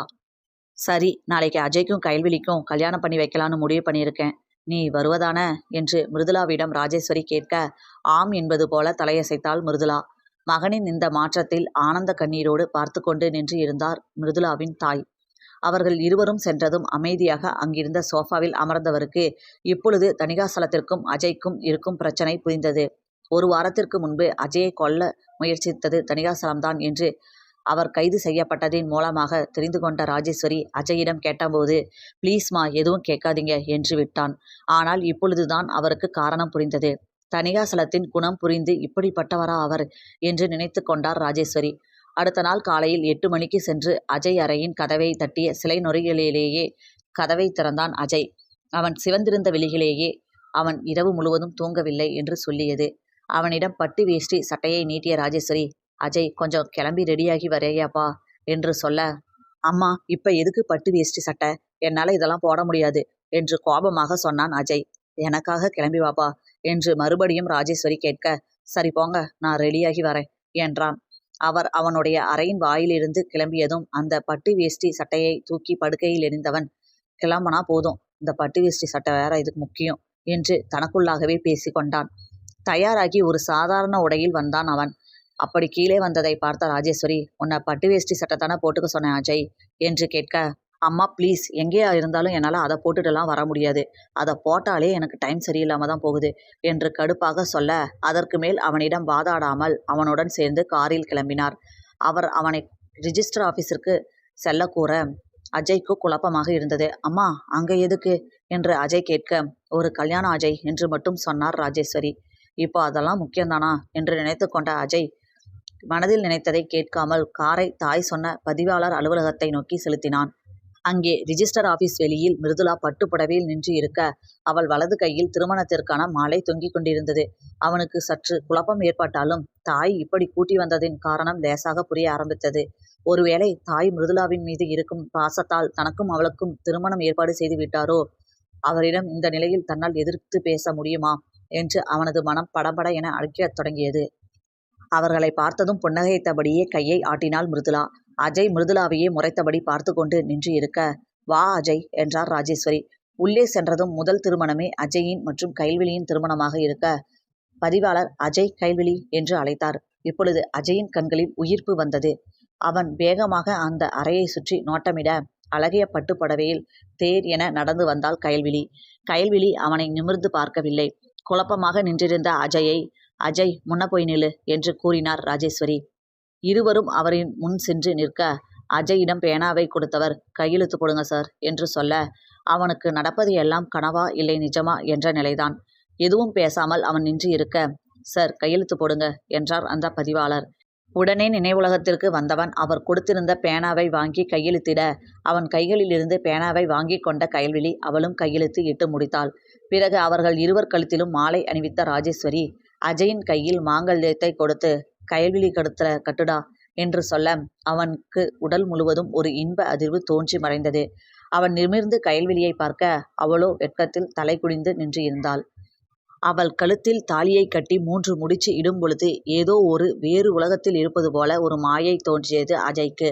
அவன் தாலி கட்டி முடித்ததும் அவன் முன் ஒரு கை நீள நிமிர்ந்து பார்த்தவன் அங்கே மிகவும் மகிழ்ச்சியுடன் நின்று இருந்த மிருதுளாவை பார்த்து ஆச்சரியமாகி போனான். மிருதுளா நீ என்று அவன் கேட்க, இன்னும் கல்யாணம் ஆன ஷாக்ல இருந்து கூட நீ வெளியே வரலையா அஜய்? விஷ் பண்ண கை நீட்டனா பதிலுக்கு கை கொடுக்கணும் என்று சிரித்தபடியே அவள் சொல்ல, அவனும் சிரித்தபடி அவளின் கையை பிடித்து குலுக்கினான்.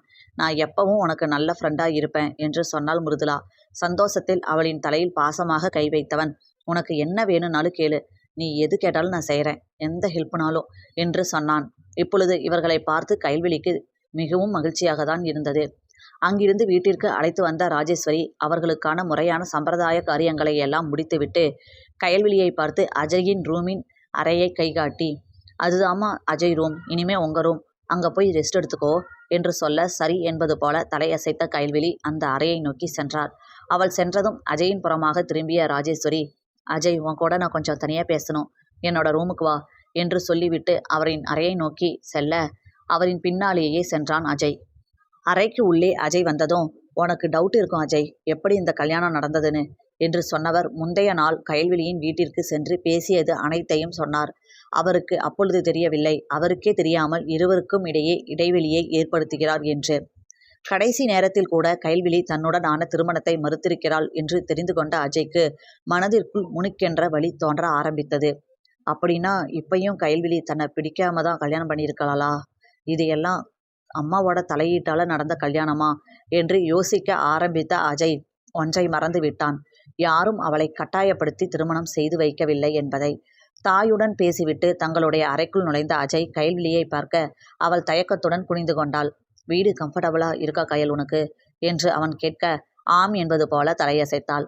அவனின் கயல் என்ற அழைப்பு அவளுக்கு மிகவும் பிடித்திருந்தது. சரி படுத்துக்கோ என்று சொன்னவன் அவளுக்கு மறுபுறம் வந்து படுத்து கொண்டான். அவனிடம் எவ்வளவோ பேச வேண்டும் என்று ஆசையாக இருந்த கைல்விழிக்கு அவன் இவ்வாறு நடந்து கொண்டது ஏமாற்றமாகவே இருந்தது. அதைத் தொடர்ந்து அடுத்த ஒரு வாரமும் அவளிடம் அஜய் நெருங்கவே இல்லை. அதற்காக விட்டு விலகவும் இல்லை. அவளிடம் பாசமாக 1-2 வார்த்தை பேசிவிட்டு நகர்ந்து விடுவான். அவளாக தன்மேல் பாசம் வைத்த பிறகு வாழ்க்கையை தொடங்கலாம் என்று தள்ளி நின்று விட்டான் அஜய். அஜயின் இந்த விலகல் கைல்விழியை மிகவும் கஷ்டப்படுத்தியது. கிட்டத்தட்ட 2 வாரங்கள் இப்படியே சென்றிருக்க அவன் முன் ஒரு நாள் வந்து நின்றாள் கைல்விழி.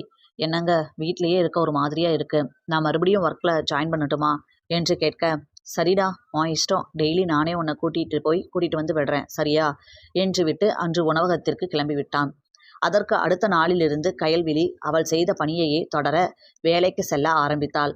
அவள் வேலைக்கு சென்று 4 நாட்கள் தான் ஆகியிருக்கும். அஜய் அந்த உணவகத்திற்கு வந்தான். அவனுடன் மனோகரும் வந்திருந்தான்.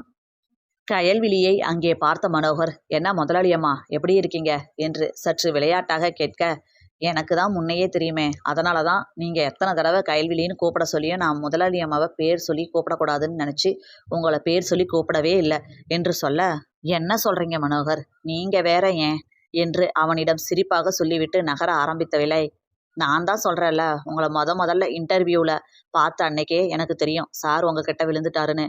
என்கிட்ட எதையும் மறைக்க நினைக்காதீங்க என்றவனின் குரலில் திரும்பி வேகமாக அவனை பார்த்தாள் கயல்விழி. அத்தியாயம் 10. கயல்விழி மனோகரை அதிர்ச்சியாக பார்த்து இருக்க, என்ன என்று சிரிப்புடன் கேட்டான் மனோகர். இல்லை இன்டர்வியூ அன்னைக்கு என்று அவள் குழப்பமாக அவனை பார்த்து கேட்க, அதான் இன்டர்வியூவில் உங்கள் பேரை சொல்லி சொன்னாரே, அதை வச்சு தான் கண்டுபிடிச்சேன். அதுக்கு மேலே நீங்கள் எவ்வளவு பேசியும் அமைதியாகவே சகிச்சுக்கிட்டு இருந்தாருல்ல, அதை வச்சு தான் முழுசாக கண்டுபிடிச்சேன். ஏன்னா எங்கள் சார் அந்த மாதிரி யார்கிட்டையும் பொறுத்து போய் பேசுகிறவரே கிடையாது என்று சிரிப்புடன் சொன்னான் மனோகர்.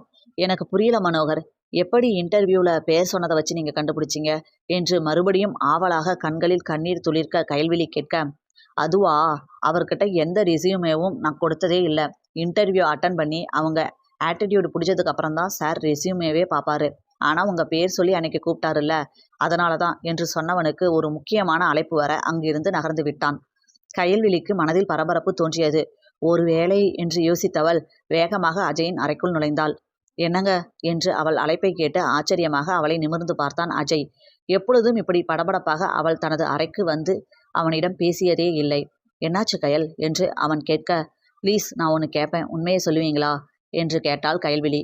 கேளு சொல்கிறேன் என்றான் அஜய். என்னங்க, என்ன உங்களுக்கு முன்னையே தெரியுமா? அதாவது நான் இன்டர்வியூக்கு வர்றதுக்கு முன்னாடியே நீங்கள் என்ன என்று அதற்கு மேல் எப்படி கேட்பது என்று தெரியாமல் கயல்விழி நிறுத்த, ஆமாம், நீ இன்டர்வியூக்கு வர்றதுக்கு முன்னாடியே, ஐ மீன் 3 வருஷத்துக்கு முன்னாடியே என்று அவன் சொல்ல வர, கோயிலில் என்ன பார்த்தீங்க என்று அவன் முன்பு கண்களில் லேசாக கண்ணீர் துளிர்க்க வந்து நின்று கேட்டாள் கயல்விழி. அவளை ஆச்சரியமாக பார்த்த அஜய், உனக்கு எப்படி என்று கேட்க, அப்படின்னா நீயும் என்ன என்று ஆவலுடன் அவளை பார்த்து மறுபடியும் கேட்டான் அஜய். ஆம் என்பது போல கண்களில் கண்ணீருடன் தலையசைத்தவள், உங்களை எனக்கு கோவிலில் முதல்ல பார்த்தப்பவே ரொம்ப பிடிச்சிருந்தது. அதுக்கு முன்னாடி எல்லாம் லவ்வில் கொஞ்சம் கூட இன்ட்ரெஸ்ட் இல்லாததுனால யார் கூடயும் நின்று பேசக்கூட மாட்டேன்.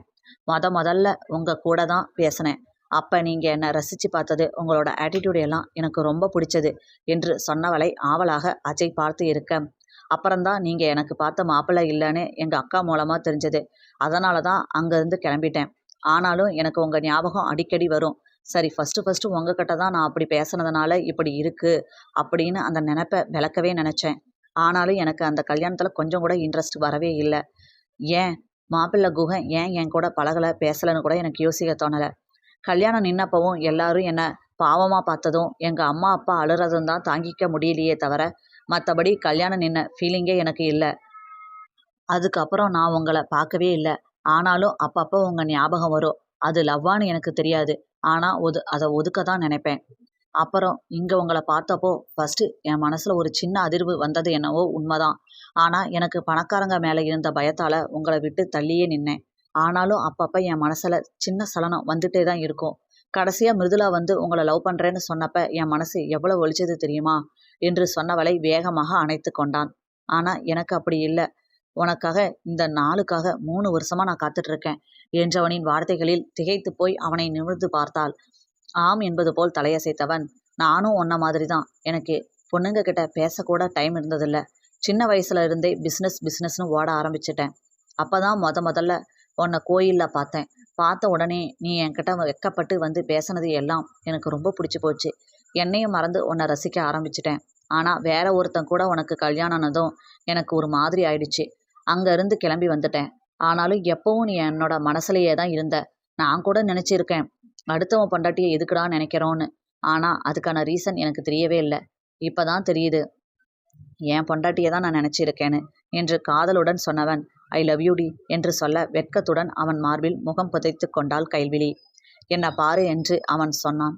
அவன் அப்படி சொன்னதும் அவள் நிமிர்ந்து பார்க்க, எவ்வளவு நாளா இந்த டைம்காக வெயிட் பண்ணறேன் என்று அவளை மோக பார்வை பார்த்தவன், எது வேணா இருக்கட்டும், ஆனால் எப்பவும் என்னை இழுக்கிற இந்த உதட்டில் விழற மடிப்பு எனக்கு ரொம்ப பிடிக்கும். மற்றதெல்லாம் வீட்டில் போய் பேசிக்கலாம். ஆனா என்றபடி அவள் பேச நேரம் கொடுக்காமல் அவள் இதழை சிறை செய்ய கண்களை மூடி அவனது முதல் முத்தத்தை ரசிக்க ஆரம்பித்தாள் கைல்விழி. சிறிது நேரம் கழித்து அவளை தன்னை விட்டு விலக்கி நிறுத்தியவன், வீட்டுக்கு போலாமா என்று கிசுகிசுப்பாக அவள் காதில் கேட்க வெட்கத்துடன் குனிந்து கொண்டாள் கைல்விழி. அவளை அழைத்து கொண்டு வீட்டிற்கு கிளம்பியவன் தங்களுடைய வீட்டிற்கு வந்து அடைந்ததும் அவனின் முகத்திலும் கைல்விழி முகத்திலும் இருந்த பிரகாசத்தை வைத்து இருவரும் மனதால் ஒன்றிணைந்து விட்டார்கள் என்று அந்த அனுபவம் வாய்ந்த பெண்மணியான ராஜேஸ்வரி கண்டுகொண்டார். முக்கியமான வேலை நாளின் போது மனைவியுடன் மகிழ்ச்சியாக வீட்டிற்குள் நுழைந்தவனை பார்க்கையில் மனம் நிறைந்தது அவருக்கு. தொழில் என்று தொழிலில் மட்டும் கவனத்தை செலுத்தி கொண்டு ஒரு இயந்திரம் போல வாழ்ந்த தனது மகனின் வாழ்க்கையில் இனி வசந்தம் வீசும் என்று மனம் கனிந்தது அவருக்கு. வீட்டிற்குள் நுழைந்தவர்களை மன நிறைவுடன் பார்த்தவர் வெளியில் உடனேயே கிளம்ப, எங்கம்மா இப்போதான் உள்ளே வரோம், நீங்கள் வெளியே கிளம்புறீங்க என்று அஜய் கேட்க, இல்லைப்பா கோயிலுக்கு போகலான்னு தான் நினச்சிட்டு இருந்தேன், அதுக்குள்ளே நீங்களேயே வந்துட்டீங்க என்று சொன்னார் ராஜேஸ்வரி. சரி நாங்களும் வர அத்தை என்று கைல்விழி சொல்ல ராஜேஸ்வரிக்கு மனசீகமாக தலையில் அடித்து கொள்ளலாம் போல இருந்தது. இப்படி இருக்கிறா என்று நினைத்தவர், இல்லைம்மா நீங்கள் இருங்க, நான் போயிட்டு சீக்கிரம் வந்துடுறேன் என்று விட்டு வெளியில் செல்ல ஆரம்பித்தார். கைல்வெளியுடன் அறைக்குள் நுழைந்தவனை பார்த்தவள், ஏன் என்கிட்ட எதுவும் 2 வாரமாக நீங்கள் சரியாக பேசலை என்று கோபமாக கேட்க, இல்லடா என்றவன் அன்று தன் தாய் தன்னிடம் சொன்னதையும் தான் நினைத்து கொண்டதையும் அவளிடம் சொல்லிவிட்டு, அதான் இப்போ எல்லாம் சரியாயிடுச்சுல்ல என்று அவளை இழுத்து அணைத்து கொண்டான். அவனை விட்டு விலகியவள், என்னங்க அத்தை வந்துட போகிறாங்க, உடனே வந்துடுறேன்னு சொன்னாங்கல்ல, என்ன நினைப்பாங்க என்று கேட்க, அடியே என் மக்கு பொண்டாட்டி, நாம் 2 பேரும் தனியாக இருக்கணும்னு தான் எங்கள் அம்மா வெளியே போனாங்க. அவங்களுக்கு நாம் சேர்ந்துட்டோன்னு புரிஞ்சிருக்கு. அப்படி இல்லைன்னா நீ கோயிலுக்கு வரேன்னு சொன்னப்பவே கூட்டிகிட்டு போயிருப்பாங்க எங்கள் அம்மா. அவங்களோட பக்தி பற்றி எனக்கு தெரியாதா என்று சிரித்து கொண்டே சொன்னவன் அவள் கன்னத்தை செல்லமாக கடித்துவிட்டு, மாமாவை ஏங்க வைக்காதடி என்றபடி அவளின் முகம் தாங்கி அவள் முகம் முழுவதும் முத்தமலை பொழிய ஆரம்பித்தான். முற்றும்.